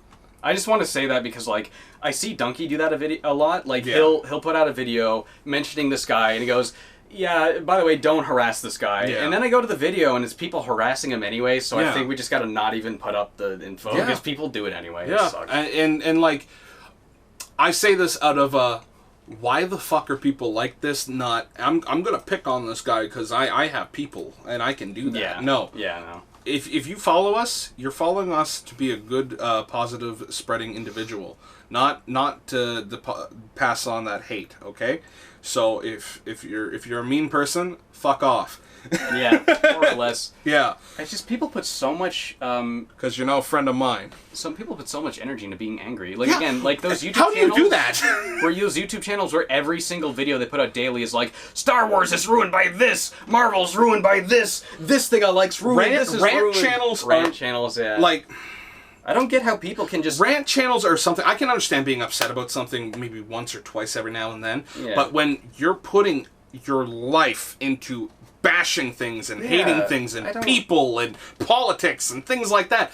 You're literally like, how are you alive? How is your heart still pounding? Because that takes a lot on a person. Yeah. The amount of stress, you're probably having heart attacks you don't even know about. Just because you're mad about a Star Wars movie. Like, I didn't like the last one either, but I don't care. It's fucking movies. Yeah, like 2 hours of your life gone. Okay, cool. Like, I was disappointed by Metal Gear Solid 5, but I didn't put out a 5-hour rant about it. No, like I loved Metal Gear Solid 5. I hate the way it ended. Yeah. But I'm not gonna spend my life bashing it. But like there was a month where I was like, man, fuck Konami. They're being a bunch of dicks. And like that was as angry as I got. And they still suck, but I'm not gonna make a video about it every now and then. There's no point. Reiterating that I still hate them and they're still bad. There's no point crying over spoiled milk. Yeah, like, Konami ruined Metal Gear! That's like, you see a billion videos You of that. took a sip about it? Don't fucking spend the rest of your day bashing at it. Just toss it in the trash and move on. Go get new milk. But, but I'm talking about getting new milk. Let's get some new questions. Let's get some podcast questions. So I actually asked these, like, July 3rd, so it was a week ago now. Good Lord. It's putting these up like way ahead of time. Oh, that's the podcast delay. It was June 29th. It was the day before the end of June. Wow. Yeah, I put these up. So it's been a while. Yeah, so I feel really bad. Woo! It's a lot of... Got 33-ish questions? It's 33 posts. Not all of them might be questions. Because sometimes people double post or whatever. Yeah. But we'll go through them all. And we'll answer as many as we can. Okay, so the ex-reviewer asks, with the PS4 slowly fading away, what has been your favorite experience on the console? It could be a moment, a game, a memory, anything really. Honestly, the big thing that made the PS4 so much better than any previous console was not just because of the better graphics and the better frame rates and all that. That was all great. But the fact that I could put a console into rest mode and I don't have to save and quit and load up my file every time I play it again, that was amazing. So much easier. So I just remember coming back to The Witcher 3 every day after work and I just load it up, I'm right where I am, boom, and I just go, awesome, fucking love that shit. Yeah, no, when I first got my PS4 through you, I played through The Last of Us. That was cool. It was a good starting game, but I was really waiting out for Metal Gear. Yeah. And when I finally got that, putting it in the standby mode after going to bed was so much more reassuring to know that my system's safe, my game is safe, I don't have to worry about it overheating and then damaging the disc or the reader in it. Yeah. So standby mode was probably one of the best damn things. Yeah, it's like when you leave your console on overnight as a kid because you don't have a memory card. It's like that to a much more practical and actually really helpful degree. Yeah, I absolutely loved it. But I think one of my most finest memories is the most recent. And best way to finish off this console for me was Final Fantasy VII. Yeah. Loved it. It was great. That's your way to end this generation? Yep. Yeah. And I'm ready for PS5. I think the final game I'm probably going to... Final big game I think I'm going to be playing this generation is probably going to be Cyberpunk. Yeah? Yeah. Cyberpunk looks cool. It really does, yeah. Again, I literally just want to play it because it's made by the Witcher guys, and I like Witcher 3 a lot. The war over pineapple pizza is a distraction from the Elder Gods. You made that your name just so I would read it, didn't you? Fuck off! He asks, hi, first time question here. Your horror games videos have really helped me to try and getting some horror games, like Little Nightmares. I despise games that use only jump scares, so what should be a good next step from Little Nightmares? Little Nightmares a little cutesy. Doesn't have to... I'd say Yomawari. Because that game's also cutesy. It's not a platformer, but it's very exploration-driven. It has cute graphics, but, like, it's, a lot of the scares comes from, like, there's just invisible enemies that you shine your flashlight on, and then they're there, and there's no big sound or nothing.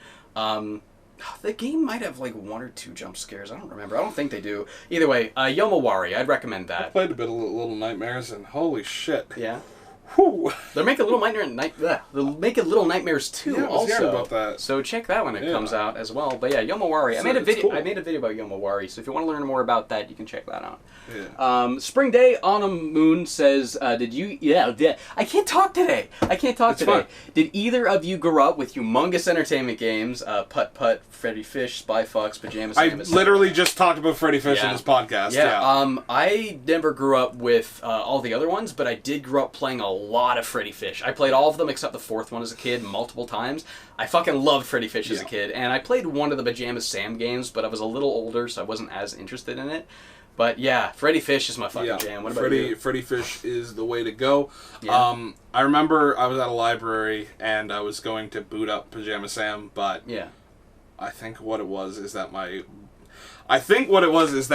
we went to the beach and then we stopped at the library on the way back from the beach just because I was looking up some stuff, and I think it was just when Shadow the Hedgehog was like in the works. Yeah. Because I remember seeing Sonic Central, the website. Yeah. I was just like, oh man, this and that. Like oh man, this computer has games on it. I'm gonna play Pajama Sam. Hell yeah. Booted it up. My grandmother's like, we gotta go now. Your brother almost set the house on fire, and I was just like, bye Pajama Sam. And I got up and I left. I love how your memories of video games are always, I'm about to play this, but this impending doom is happening over there, so I gotta go. All because he wanted... Like Gex. Fucking Gex, goddamn. Goddamn. That's funny. You ready for the next one? Yeah. Okay. Phoebe McBride. Is that Phoebe? That's how you... That's Phoebe, right? Phoebe? Yeah, I think it is. I'm going to say Phoebe. Sorry if that's wrong. If this has not been asked already, what kind of schedule do I use to get videos out? As in, are you working on it day and night, using every minute until it's done, or do I give myself like a 40-hour... Yeah, I have no schedule at all. I work when I can. My schedule has to be dynamic because a lot of my friends do not have consistent schedules. For example, anyone that works retail like you, your schedule's different every week. I never really have a schedule. I try to get 2 to 3 videos out a month. That's what I aim for. That's all that really matters to me. As long as I'm getting stuff out, as long as I'm comfortable, that's fine. But some days I might edit from when I wake up to when I go to bed if I'm really concentrated and I don't have anything else to really do. Sometimes I'll work until it's 7, then I'll go pick up the girlfriend at work and hang out with her. Maybe it'll be I'll just record this and then I'll edit, or maybe I'll just record and not edit. It's all over the place. I've never had a schedule. I'm terrible at sticking to schedules, let alone making them, but I'm all over the place with it. Sky T, I'm missing one. Ginger Muggins asks, are there any hobbies you picked up during the quarantine? None. I started playing a Melodian, that keyboard thing I have. Oh yes. I actually know the opening start to Final Fantasy's ending credits. Hell yeah. Hollow. I played it by ear. I don't know how to read. I don't know how to read sheet paper. I almost said shit paper. Music sheets and all that stuff. I only know them by A, B, C, D, E. And I just took a washable marker. Yeah. Wrote it all down. Played it by ear. That's nice, and then I was like, okay, I'm gonna pick it up. I'm gonna try dual hands. And I managed to play dual hands choppily. And I was like, I feel proud of myself because I just started just playing with it and learning keys, and I'm like, okay, I'm starting to get this. I like this. I'll tell you right now, I used to play with the keyboard when I was younger, and I could never get the dual hands. Yeah. So you're already ahead of me. Yeah, I was amazed when I pulled that off, and I'm just like, I take so much more pride in that because my hand-eye coordination is shit. If it's not Smash Brothers or Metal Gear, it's terrible. It's terrible. I can't do it. Goddamn. I haven't picked up any new hobbies because my life is just as busy as it was before. I'm still doing the same thing. And again, this past month has been really busy for me, so I haven't had the time to do hobbies. I wish I did, but oh well, what can you do? I guess my new hobby is seeing if I can make a video in 1440p instead of 1080p, I guess. I don't know. Well, I mean, you could say, you've picked up, considering other things in your videos. I mean, I guess so. Wanting to reach further. The desire to reach further in my video production has definitely been there. So I guess I don't know if it counts as a hobby, but I think it's picking up something that you weren't doing. Okay. So props to you for that. In that sense, then I guess we can say that. Sure. Yeah. Whether it's a hobby or a talent, Sky T. Bolden asks, is there any game or project that you have wanted to do but complications made it so you couldn't be done? Not really. I can't think of any. I mean, there's videos I've wanted to make that I just haven't yet, but it's never a matter of I can't do it. It's a matter of like I just don't have access to. I guess when I was younger and I was newer to YouTube, there were a lot of videos, but it was just like I don't have the lights or good recording equipment to do it justice. Like games like LSD Dream Emulator, I want to wait until I have all the equipment I can, and now I do. So it's just a matter of whenever I feel the moment's right to do it. So that's the only thing like that. As of now, I feel like I can do anything because I have all the equipment I need. Yeah. I feel like I'm at a point where like, I feel like if I really put my mind to it, I probably could do anything at this point. I have a few like things that I would love to try filming, but it's like a lot of After Effects, a lot of things like that, where it's like I would like to have like a video of fighting myself, but I also need a stand-in that's similar to me, right, for backfacing. So that would involve probably my brother, so he would need to do that, and then it's just shit like that, as well as I guess it was the Council of Brady's video. Oh, you know what? Before, I say this with the most intention that I had no idea this was a thing. I don't watch Rick and Morty. I just wanted a council of Brady's and just like a whole universe. Brady was telling me about this idea for a Granicore video with the council of Brady's, and he literally described to me the council of Ricks from Rick and Morty, and I told him that's literally from Rick and Morty. I've never seen Brady so pissed off in my life that we couldn't do this idea because Rick and Morty already did. Oh my god! Like I remember just waking up being like, I have the best idea ever, and I was like, I start writing it down. It is a good idea. Yeah. That's why it works. It's a great idea. It's one of the best parts of Rick and Morty. Is a council of Ricks. I mean, we can still do it. We can just make it different enough. Yeah. Call it something different. We cannot call it the Council of Brady's because people will just say that's a Rick and Morty. Yeah, the bunches of Brady, the Brady Bunch. Yeah, well, we already have Brady Bunch as a video. That is a video. The origins. That's the first meeting. Yeah. The Garanolore. The Granolore. All right, Noah. I'm skydiving. And by that I mean Noah Nesbitt. I'm missing them. God, I'm missing more. Daniel Tamayo. It's all one word, so it's weird to read. What do you think about the RE8 trailer and the supernatural feel they're going with? And what's your favorite RE so far? Honestly, my favorite Resident Evil game is 7. I've never actually been that much into the Resident Evil series. When I first got into horror, it was with Silent Hill. Yeah. And going back to the PS1 Resident Evil games, I just felt like Silent Hill did this but better already. I don't really like these. 4 I like as an action game, never found that scary. 5 I like as an action game, never found it scary. 6 isn't good. 7 is the first Resident Evil game I played and actually found it kind of scary, especially in VR, and it's really everything I want from a survival horror game. And then Resident Evil 2 kind of brought that into third person. And like honestly, the only Resident Evil games I love are 7 and the 2 remake. I'm not even that big a RE's fan before that. But 7's my answer. I'm glad 8 is doing the same direction as 7.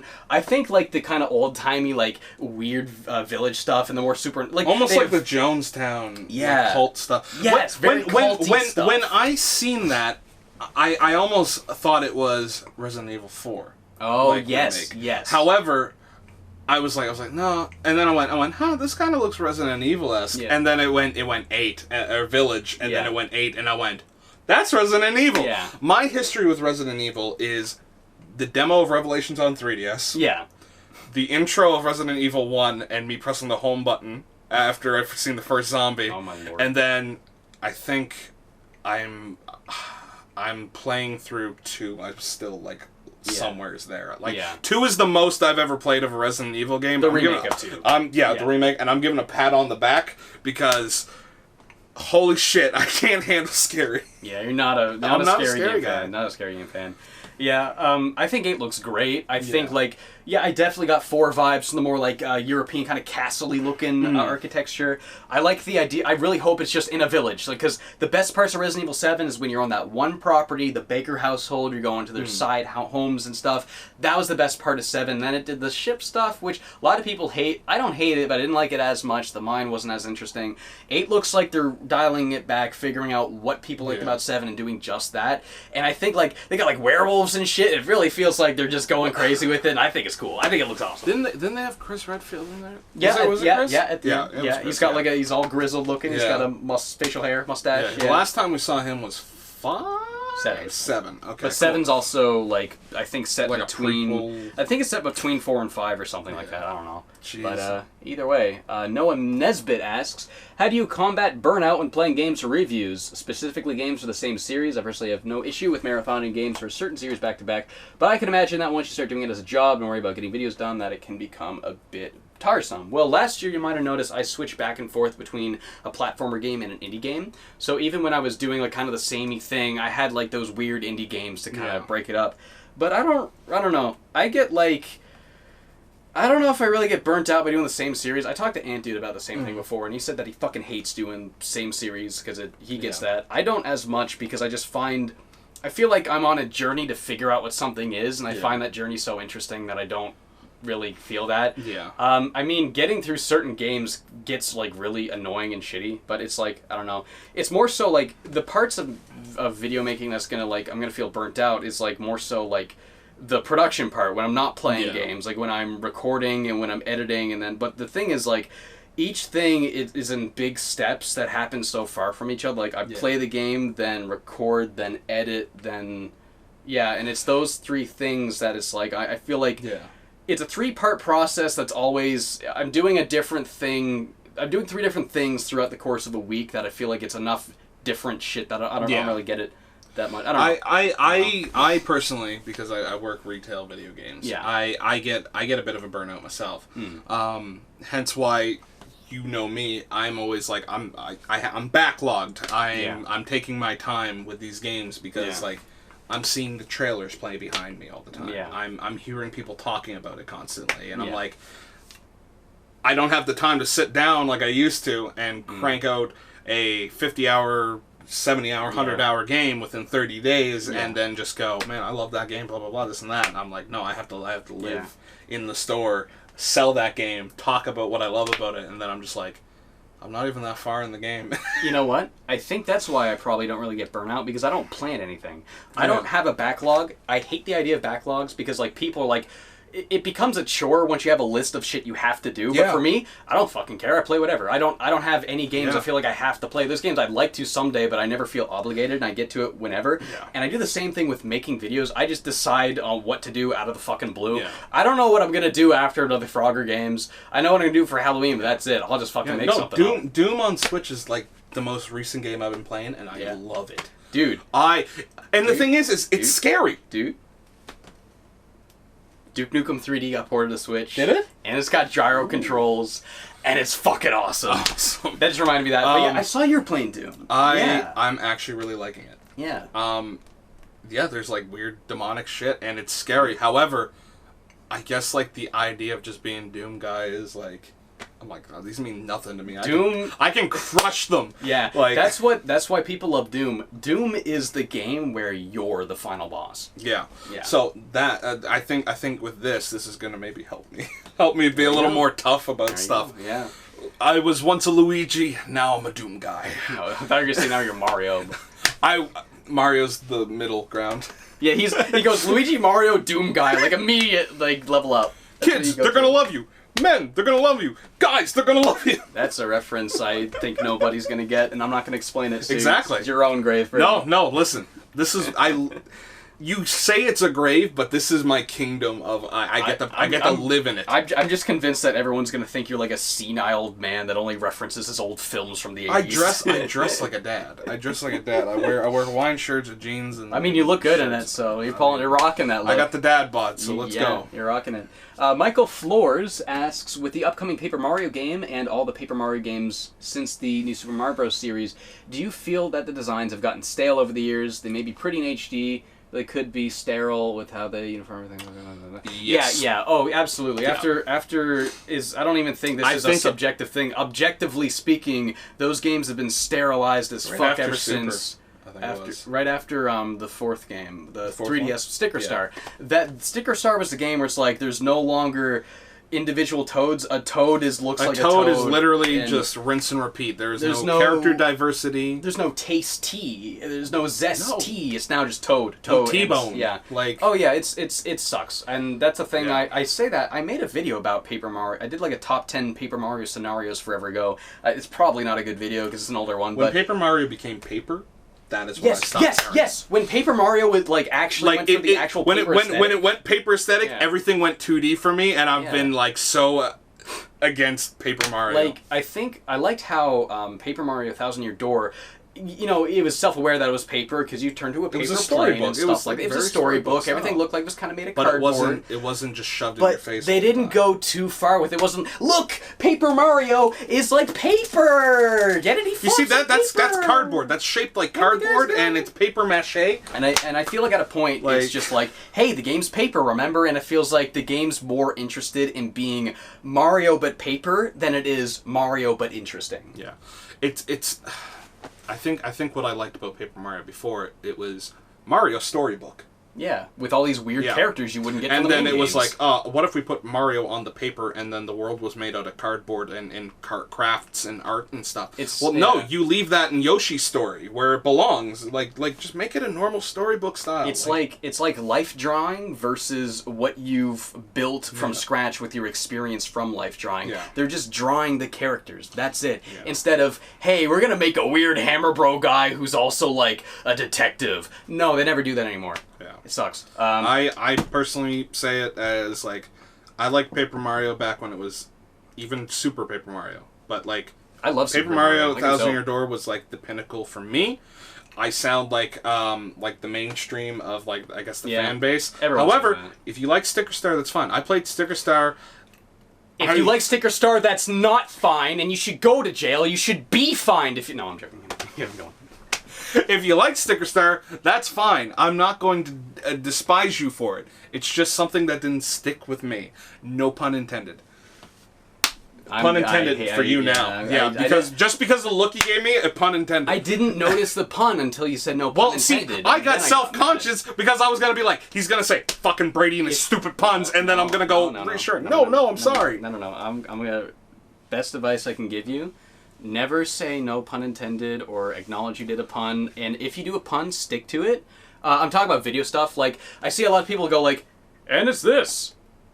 Get it? Because it's this. Oh, it's not funny. And the joke is that it's funny, but no, it's not awkward. That's the joke. It's no, just make a fucking pun. I do that in videos before, and I get people genuinely appreciating that. I just don't even I don't make a joke. I just say it. No, whatever. Who cares? A purple fiend. A purple friend. Sorry, not a fiend. A friend. A purple friend. I don't know them, so it depends. I don't know them. Well, I'm taking their word for it that they're even purple. I don't even know if they're purple. Are you my friend? What are your favorite anime series / movies? Are there any you guys would like to recommend? My personal or my hero? I've not really watched anime at all since college. Mob Psycho is the only anime I've watched in the past 5 years that I think is good and worth watching. Mob Psycho, Promare. You're way better to ask. Yeah, no. Yeah. Promare, Mob Psycho, Brand New Animal. That's another Studio Trigger. I love Studio Trigger. They're the ones that make some amazing right? stuff. And Promare. And Promare, Beastars. Beastars is really good. Is Beastars the 3D furry anime I keep seeing everywhere? Yeah. No, when I seen that, I was like, this is so new, compared to what I've watched before, and I love it. And it's good. I sat through one day and watched it all. Right on. It's really good. And really, that's all I can really recommend. My hero right now is just kind of, Yeah. I feel at a point I stopped watching anime and started watching movies. I watched This Is the End for the first time recently. I love that movie. I like watching movies I don't even think are that good, or I don't even I don't really care about raunchy adult comedies or Seth Rogen, but I like watching that's my recent kick is just watching Seth Rogen movies. I think I might have talked about this before. I watched Pineapple Express that way. Oh yeah, that was my recent outing. This Is the End. I remember that being a hot movie when it was come out. Saw what the buzz was. Yeah. I appreciated it. Didn't really find it. There's a couple of moments that I laughed really hard at, but overall I didn't really find it funny, but I appreciate it as a fun kind of it's just literally the exaggerated movie Seth Rogen Yeah. in a end of the world scenario. The idea, and of I them loved all, it. the idea of them all playing themselves is really fun. I like and how... then talking about their movies as well. I was just like, hey.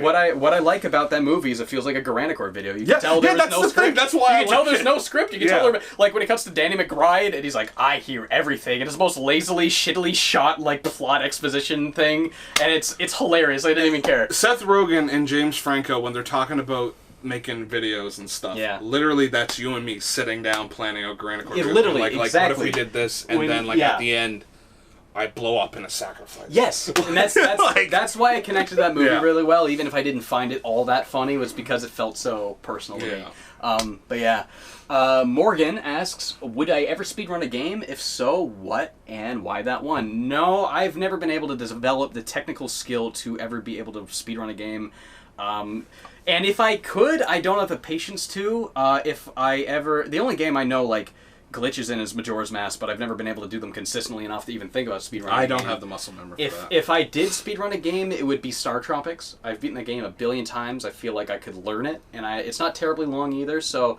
And that's also a game I've beaten a billion times. I love the shit out of it. Doesn't get old to me, so Star Tropics, because it's simple, and I could probably do it. The only game that comes to mind that I could probably just keep playing and go, I'll try to do this with no glitches, because I can't do glitches, because I suck at it, is just literally playing through Punky Skunk. Like, that's the only game I can think of. You just gotta master that final boss fight, and you can zip through it. Get PB. You should start trying to speedrun Punky Skunk every now and then. Not even take it. Don't even be known as the guy who just does. Don't even take it seriously. Don't even be a real speedrun. Have but have the splits. Just have a timer. See how long. Figure out the splits and just see how long it takes. And every now and then it's like, well, let's see how long it takes. Not really speedrun, but time yourself until maybe you do enough times, and it can be a speedrun. I'll try that. Yeah, try that. Fun. Amanda Marcado asks, I know you like stuffed animals. In case you couldn't tell. That's literally me too. Did you ever get any of the Mario or Pokemon Build-A-Bear plushies? There was Mario Build-A-Bears? Yeah, at one point they had a Bowser one. I really wanted the Bowser. God damn. And they had Yoshi. But I settled for Sonic, so I got the Sonic ones. I've never bought a Build-A-Bear. My girlfriend has a bunch of them. Actually, you might have seen. This was a Christmas gift for my girlfriend. But if they ever do Animal Crossing ones, I'm gonna buy a shit ton of them. Well, yeah, no, because like people are adding Build-A-Bear being like, make Animal Crossing. And it's like, oh, we should take notes. And I'm like, if they do that, I'm gonna buy at we're least obviously two. Probably gonna get like Isabelle, Tom Nook, and then maybe a Timmy Tom. I would love a Tom Nook. I want a Crazy Red one. I want Crazy Red. Like if I can get like that fluffiness like from the Build-A-Bears, like I love the way they feel. Like you did get some of the Pokemon ones, didn't you? My boyfriend Kai has pretty much a shit ton of them. Like I would go every time to get them with him, and it was like I think it's Pikachu, Pichu, Vulpix, Eevee, Meowth, Eevee, Bulbasaur, Charmander, Squirtle. Like it. There's a Jigglypuff, Snorlax, like there's a lot of them. Yeah, he hasn't gotten the Alolan Vulpix. That means nothing to you. I know, I know what that is. That's like the island one. That's like the one that's white. Different region. Yeah, I guess. And I think it's Snubble. Like those are the only ones he hasn't gotten. I don't really know anything about Pokemon. I've only beat 2 Pokemon games in my life. Like I beat Yellow and Silver. Never really was that big into Pokemon as a kid. Yeah. I liked the show a lot as a kid, like everyone did, but like by the time I was a teenager, I never did anything Pokemon. I like Lucario a lot because of Smash Bros. Yeah. Sorry if that makes me a fake Lucario fan, but these days I'm kind of leaning towards Quagsire.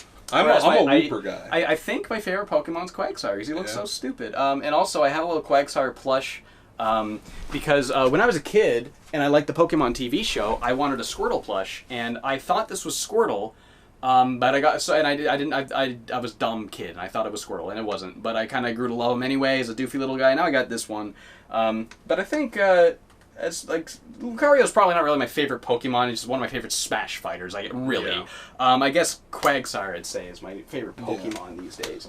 But yeah. Long answer to that question, no, I haven't. I like Pokemon memes more than I like Pokemon.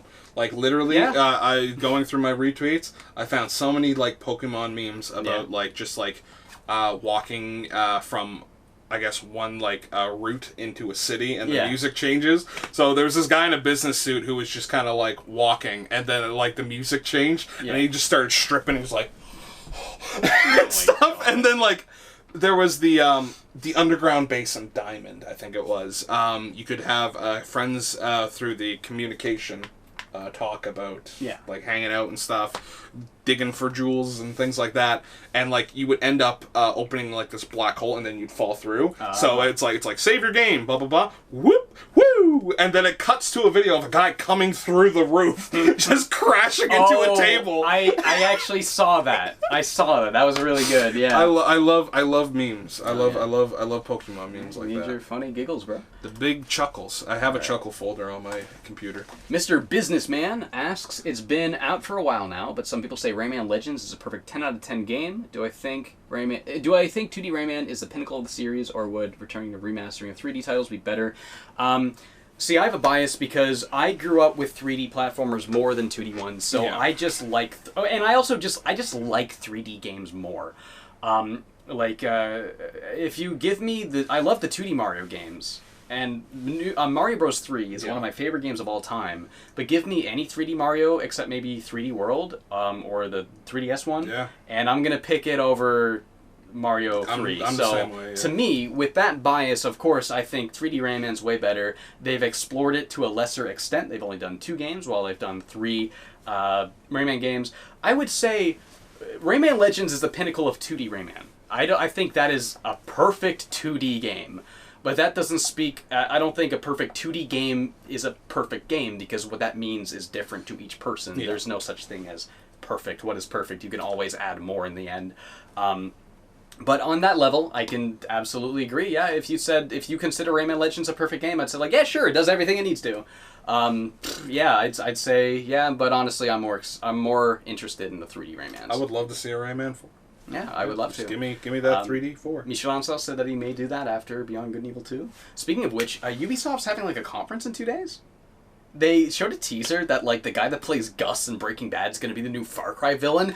That sounds fucking cool. Yeah, you were bringing that up earlier. Yeah. Like, do you know about Gus from Breaking Bad? I was like, yeah, I've seen him. Yeah, he's going to be in the new Far Cry. Cool. That guy's an awesome actor. I think he'd be very fitting for that. I've been keeping up with Better Call Saul. That new season finished a little bit ago, and he's awesome in that too. I love that guy. I don't even know his name. I've only seen him in that one thing, and I've seen him in The Mandalorian, but He's in The Mandalorian? What? Yeah, he's in the last 2 episodes of Mandalorian. This man... You've watched Mandalorian? No! Mandalorian's actually great. I've been told it's good. Like, Mandalorian, Breaking Bad, and Better Call Saul are shows I want to watch. Yeah, watch them all. Just haven't gotten around to doing it. Should do that. Breaking Bad is such an addicting TV show. It's one of those shows where like everyone wouldn't shut the fuck up about it, but once the hype kind of died down, then I checked it out. That's what I do. Yeah, when it was in its final, when it was the build up to the final season is when I marathoned it all, and then I watched the rest on TV as it aired at a friend's house. We get together and make an event out of it, and yeah, Breaking Bad's fucking awesome, and Better Call Saul is also awesome, and The Mandalorian is also fairly fun. I wouldn't say that's like an amazing series, but it's really fun and it's pretty great. What are we talking about? Rayman Legends? How do we talk about Far Cry? Ubisoft. Conference in 2 days, so I hope they show more Beyond Good and Evil. See, I got back on track for once. Dang. Ubisoft. I'm proud of myself. Awesome Hat asks, I keep hearing about how amazing Xenoblade Chronicles is, but I played 2 and didn't really enjoy it at all. One of the big reasons is because of the combat. How different or similar is 2's combat to the first? Okay, so 2's combat is actually quite a bit different. It's kind of reeled back and it simplifies stuff, and then it's more about like shifting your blades to change your options. In Xenoblade 1, you kind of have all the options. You, instead of like a 4 thing, and those 4 things change depending on your blade, you just have all your options. And it's similar. It's the same sort of combat where you got your auto attack and you pick an option, and it's kind of like MMO combat. But Xenoblade 1's is very different. Yeah. And I do prefer Xenoblade 1's. Even a lot of people do kind of like how 2 streamlined it a bit and made it kind of more interesting and dynamic or whatever.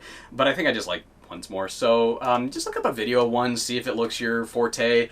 I guess it's I don't know, it's just like MMO combat. It is a little different, but I mean, if you really just don't like that kind of combat at all, you're probably not going to do much better with 1. But again, just look up a video. It is a little different. So you might like it more. Again, I like it more, so you might too. Who knows? Man, I gotta get a haircut. Wow. Oh, I actually was going to get one today, but I'm not taking walk-ins yet. I've actually been cutting my own hair, and I think it's like not. You've been doing a good job. Bad. Yeah. I had my girlfriend take a hit on the back. I've just because of how warm it's gotten, I've considered shaving my head completely. You could probably rock that, honestly. I got round glasses now, so I just get a bunch of look like Cookie from what is it? Just cut off a bunch of broom straws, like the straw that's for brooms. Yeah. Stick together, put some tape, Eggman. Oh, I thought you were gonna say put some glasses on, be bald. I look like Cookie from Ned's Declassified. I don't know why where my brain I'm pretty sure Cookie has hair. Does he have hair? I'm imagining Stevie from Malcolm in one of the seasons. Yeah, that's the kid who has the breathing problems. That's who I'm thinking. In the wheelchair. You'd be Stevie from Malcolm. Yeah. What? Do you remember the episode where fucking Malcolm's like trying to figure out what to do with like this girl's like she has a gun for some reason and her murderer boyfriend's gonna come kill him and like Stevie's plot line is he's in the other room just getting laid.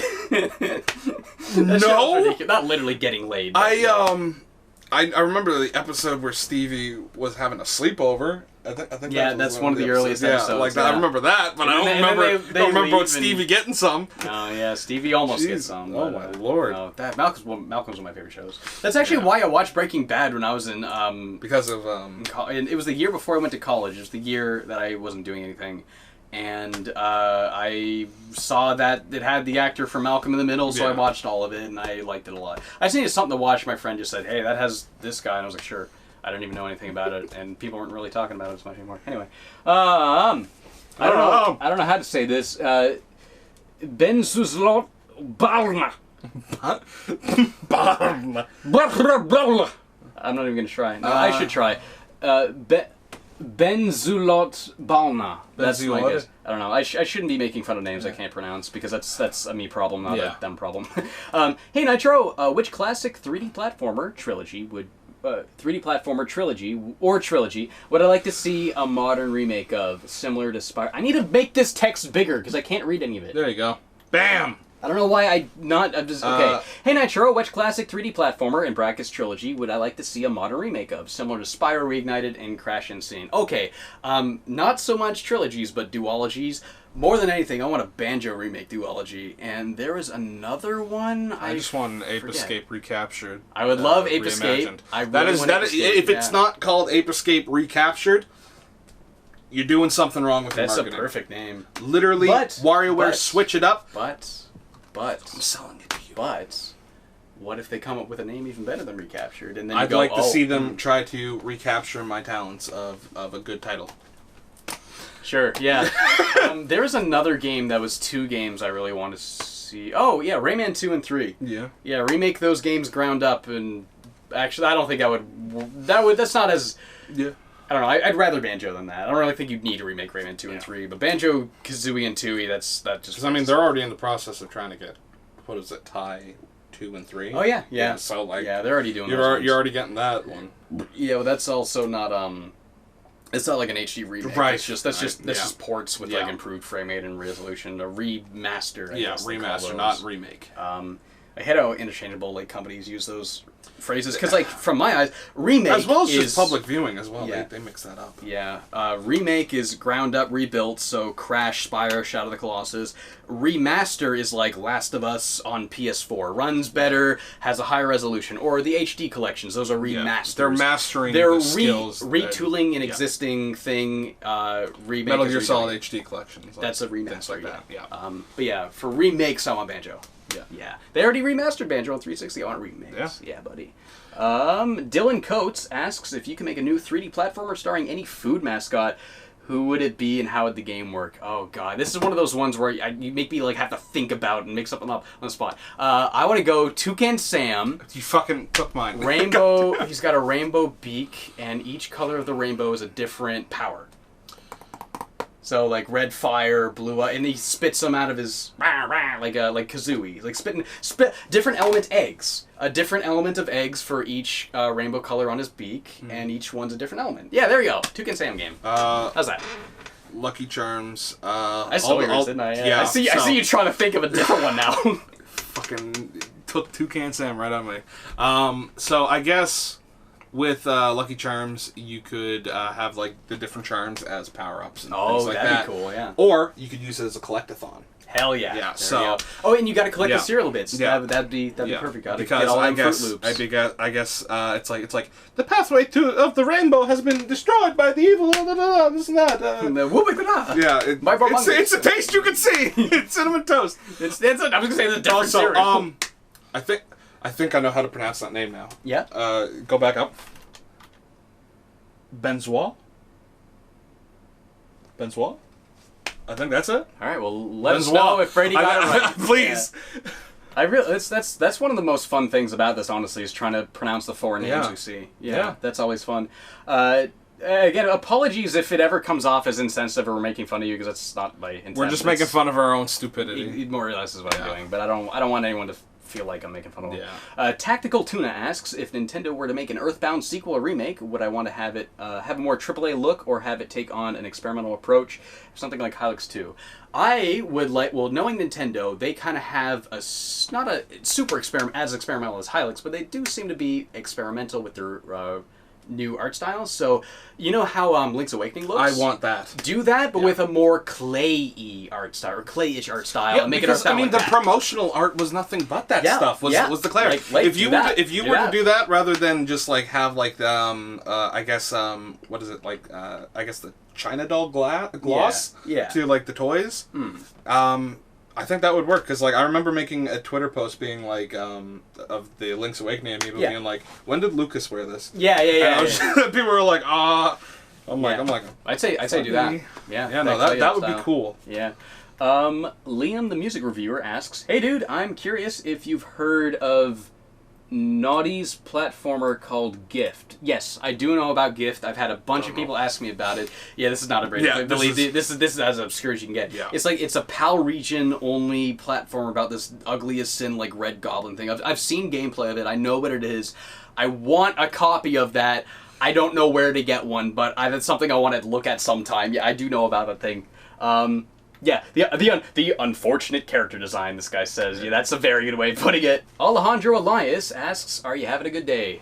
Yeah. Yeah, I'm doing good. I get to hang out with one of my good friends. I'm literally getting to interact with him over a long while. So it's we don't get to do this. Yeah. We haven't got to do it much, so it's just been great. Yeah, and I got a good amount of work editing done earlier, and it feels good to finally get a little bit of work done after not being able to work for a while. Yeah. Gafferman asks, in your opinion, what is the single best console exclusive game Nintendo, Microsoft, and Sony released all across all experience? This is a question that's going to require a lot more thought than I can right now to give a good answer, but let's just go series. Nintendo's Mario. Easy. Yeah. The PlayStation, like Sony published, so it wouldn't be like Metal Gear or nothing like that. I don't know. I see that. I would say at one point it was Ratchet and Clank, like, because I feel it went. Ratchet and Clank's nowhere near as good as some of the other games. I feel like it went Crash, Ratchet and Clank, and then some other title. I don't know what PlayStation's best exclusive would be. I really don't know. There's God of War. Yeah, but I've never played enough of God of War to really say. I see him on a lot of like promotional art. All I can think is Uncharted. Sackboy. I don't think Sackboy is like the best. Is that just best console exclusive game? I don't think Little Big Planet is the best PlayStation game. I don't think Uncharted is either. I really don't know. Microsoft, I don't even know. Like Halo and Gears are the only exclusives they have. I don't know. All I know is Mario and Little Big Planet, like things like that. I'll say Uncharted 4 because I think the game's incredible. This question definitely does have a lot of I don't know what the best PlayStation game would be. Mario. That's our answer. Mario. I'm sorry. Evan asks, do you have any thoughts about IGN in light of news breaking about some abuse towards certain people? I have not heard anything about that. I don't know nothing about this. That's unfortunate. I mean, I do see that shit getting exposed, and it's really rotten to hear about, but I mean, I'm glad it at least comes to light and people can do something about it, at the very least. Thoughts on Rayman Redemption? Looks fucking dope, but I'm not going to review it. Please stop asking. If I ever review Rayman 1, I'll definitely mention it. Rayman Redemption, for those that don't know, is a really ambitious fan project, like porting Rayman 1 into like HD and making all this new content for it, and it's super polished and super clean and awesome, and the HD resolution gives you so much more screen space, and you can see so much, and it's like, God, it looks great. I haven't been able to play it because I'm busy as fuck, and I'm not going to make a video about it, but yeah. Birdig asks, are you planning on doing something similar like a Canadian Cartoons episode? I don't know. Maybe there was something else I had an idea to do that on. It was like something else. I don't remember. It might be in my video ideas folder. It would have been something I thought of like months and months ago. I don't know if I ever will, but maybe.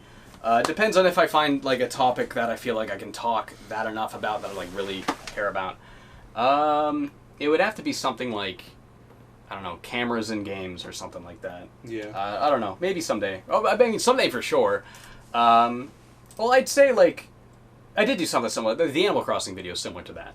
Yeah, so there you go. I already did. But I might do more videos like that in the future. It's kind of a little more out of my forte, so it's like, I'm not going to do it often. But yeah, I'll probably use something again. Like Still got to talk about Sonic Adventure 2. Are you excited for the PS5? Yeah, buddy. I mean, I'm always excited for a new console generation. Yeah, I'm gonna get this day one just because it's I gotta be playing the new games. I'm definitely gonna see if I can get my hands on a pre-order. I'm not looking forward to how much that thing's gonna cost. It's gonna be at least $700, $800. Yeah. Oh, it's gonna be. It's gonna be a slow process for me. I think it's gonna be probably $550 US. Yeah. That is 700 Canadian. Shit, you're right. Oh no, I was doing conversions and everything. Yeah. I was looking into this. Yeah. But yeah, I'm kind of excited just to play like freaking. I mean, there's not like a whole lot announced for it yet. Yeah, but I mean, that's the one problem about launch day. Is you're consoles. Not gonna. Their launch titles are never good unless you're unless you're the PS2 or the Switch. You rarely have a good launch. And I'm not expecting there to be great PS5 games right away. I mean, what was on PS3 and PS4 right away? There was freaking like Heavenly Sword on PS3. Who still cares about that? There was a Killzone Liberation or Shadowfall, or whatever it's called, on PS4. Who cared? It wasn't until like a year later. Then we started getting some really good stuff. So yeah, I'm stoked for the PS5. Though there are some stuff they did show that do look like that Stray game.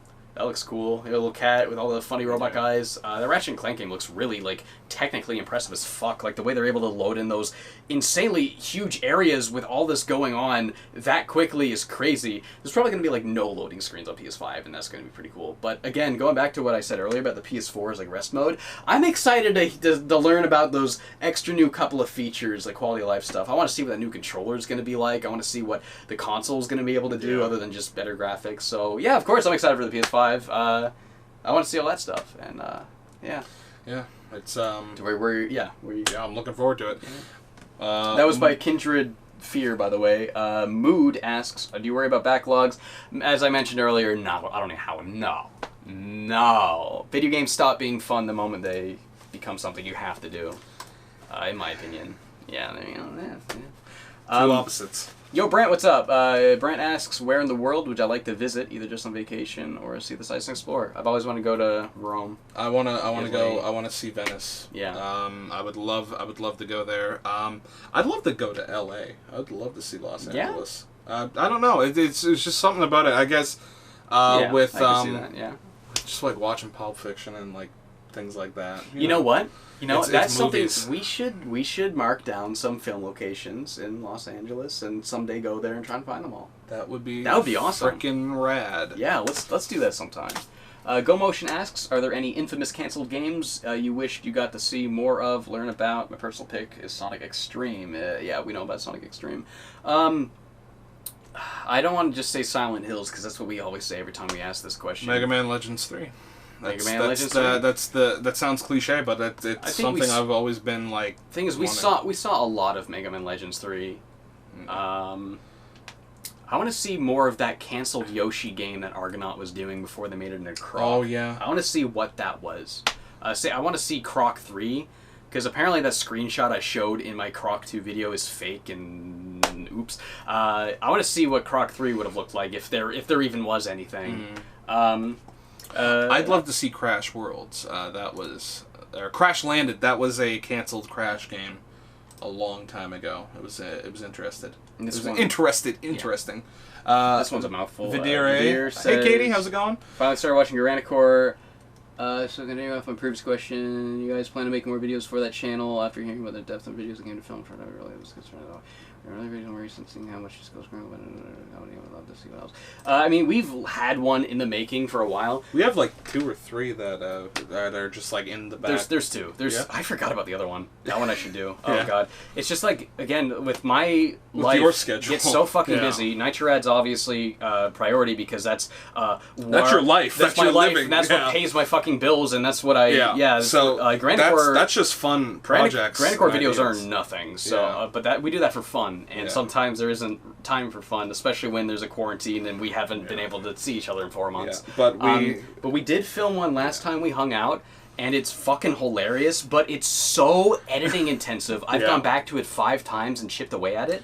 It's almost, I want to say it's almost finished, but like the last 3 things after they were fucking annoying. They're tedious. But yes, there is another Granicore video coming sometime. I'll probably get to it once I finish. I said I was going to get to it once I finished Umurangi, and then I finished most of it when I finished Umurangi. Yeah. Once I finish this Hylix 2 video, I'm going to try and finish that and get that out. With how the world's just been going, it's been hard. I have the easiest part, which is just acting, right? You just come over and he's the guy who does the editing. I'm the guy that does the desk for 20 hours until that thing can go on YouTube. And then we laugh about it. We laugh about it while you're working on it, and then we laugh about it once it's done, and then it's just good fun. Pappy asks if I could revive any Nintendo franchise. What would it be? Star Tropics. Love Star Tropics. Underrated as fuck. Other than that, Pikmin. Bring Pikmin back. Make Pikmin 4. Come on. What are you doing? I don't know if Pikmin's considered gone, but I consider it.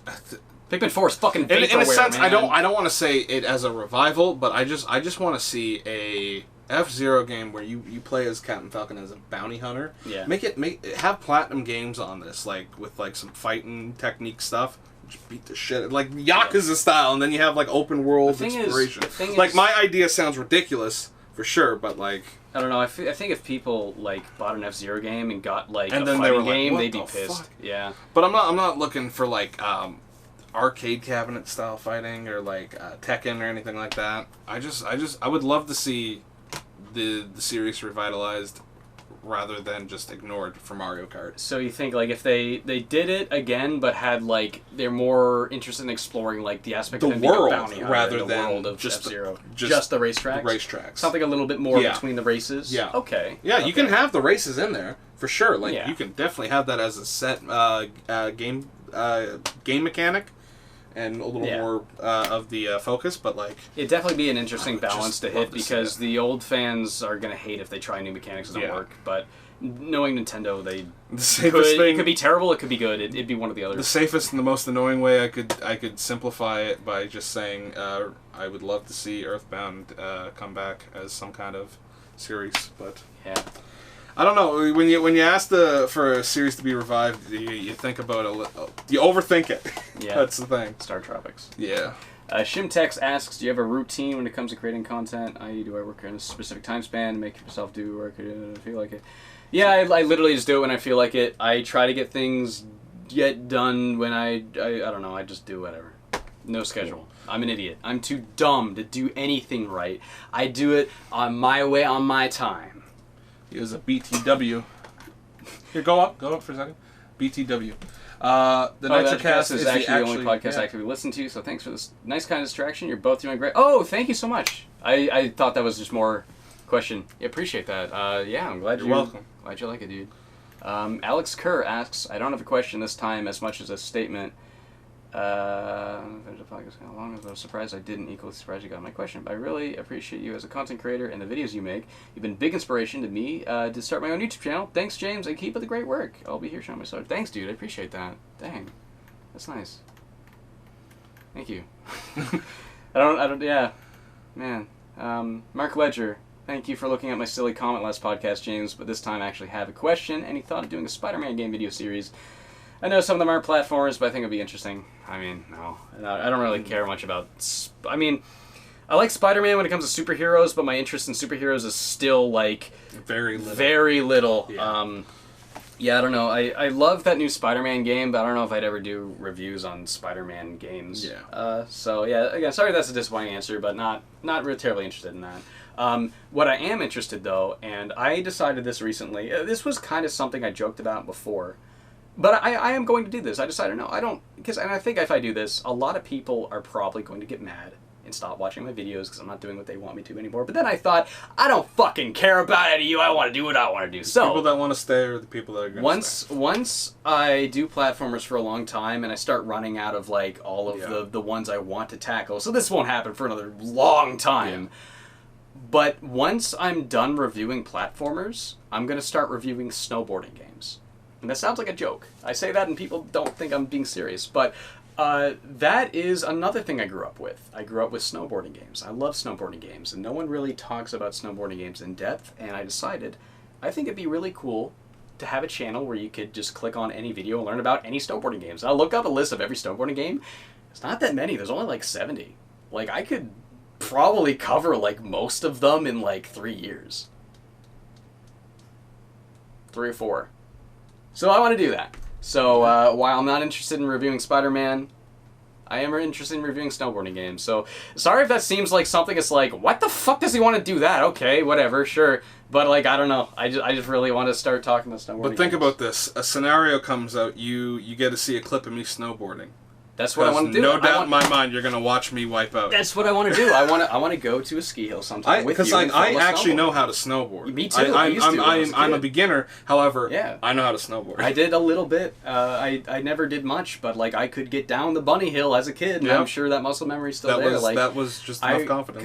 Because I loved the fuck out of snowboarding games as a kid. Like, a lot of people grew up with Tony Hawk, and I did on Game Boy Advance, but I actually grew up with more snowboarding games than skateboarding games. I played like 4 or 5 of them. I fucking love snowboarding games. And I wanted to get into snowboarding as a kid, and I just never had access to any of that. And I had like a little snowboard and could go down this hill in a park. And I got decent enough to just do that one hill, but like, it's just not enough. You want like 3 minutes of just straight snowboarding. I want to be going, that's what I want to be going with the camera. I want to be filming you, get you to film me. We should take some time in the winter and do that. We don't even have to do the winter. Just go to a ski hill sometime. That's true. That's right. They generate snow too.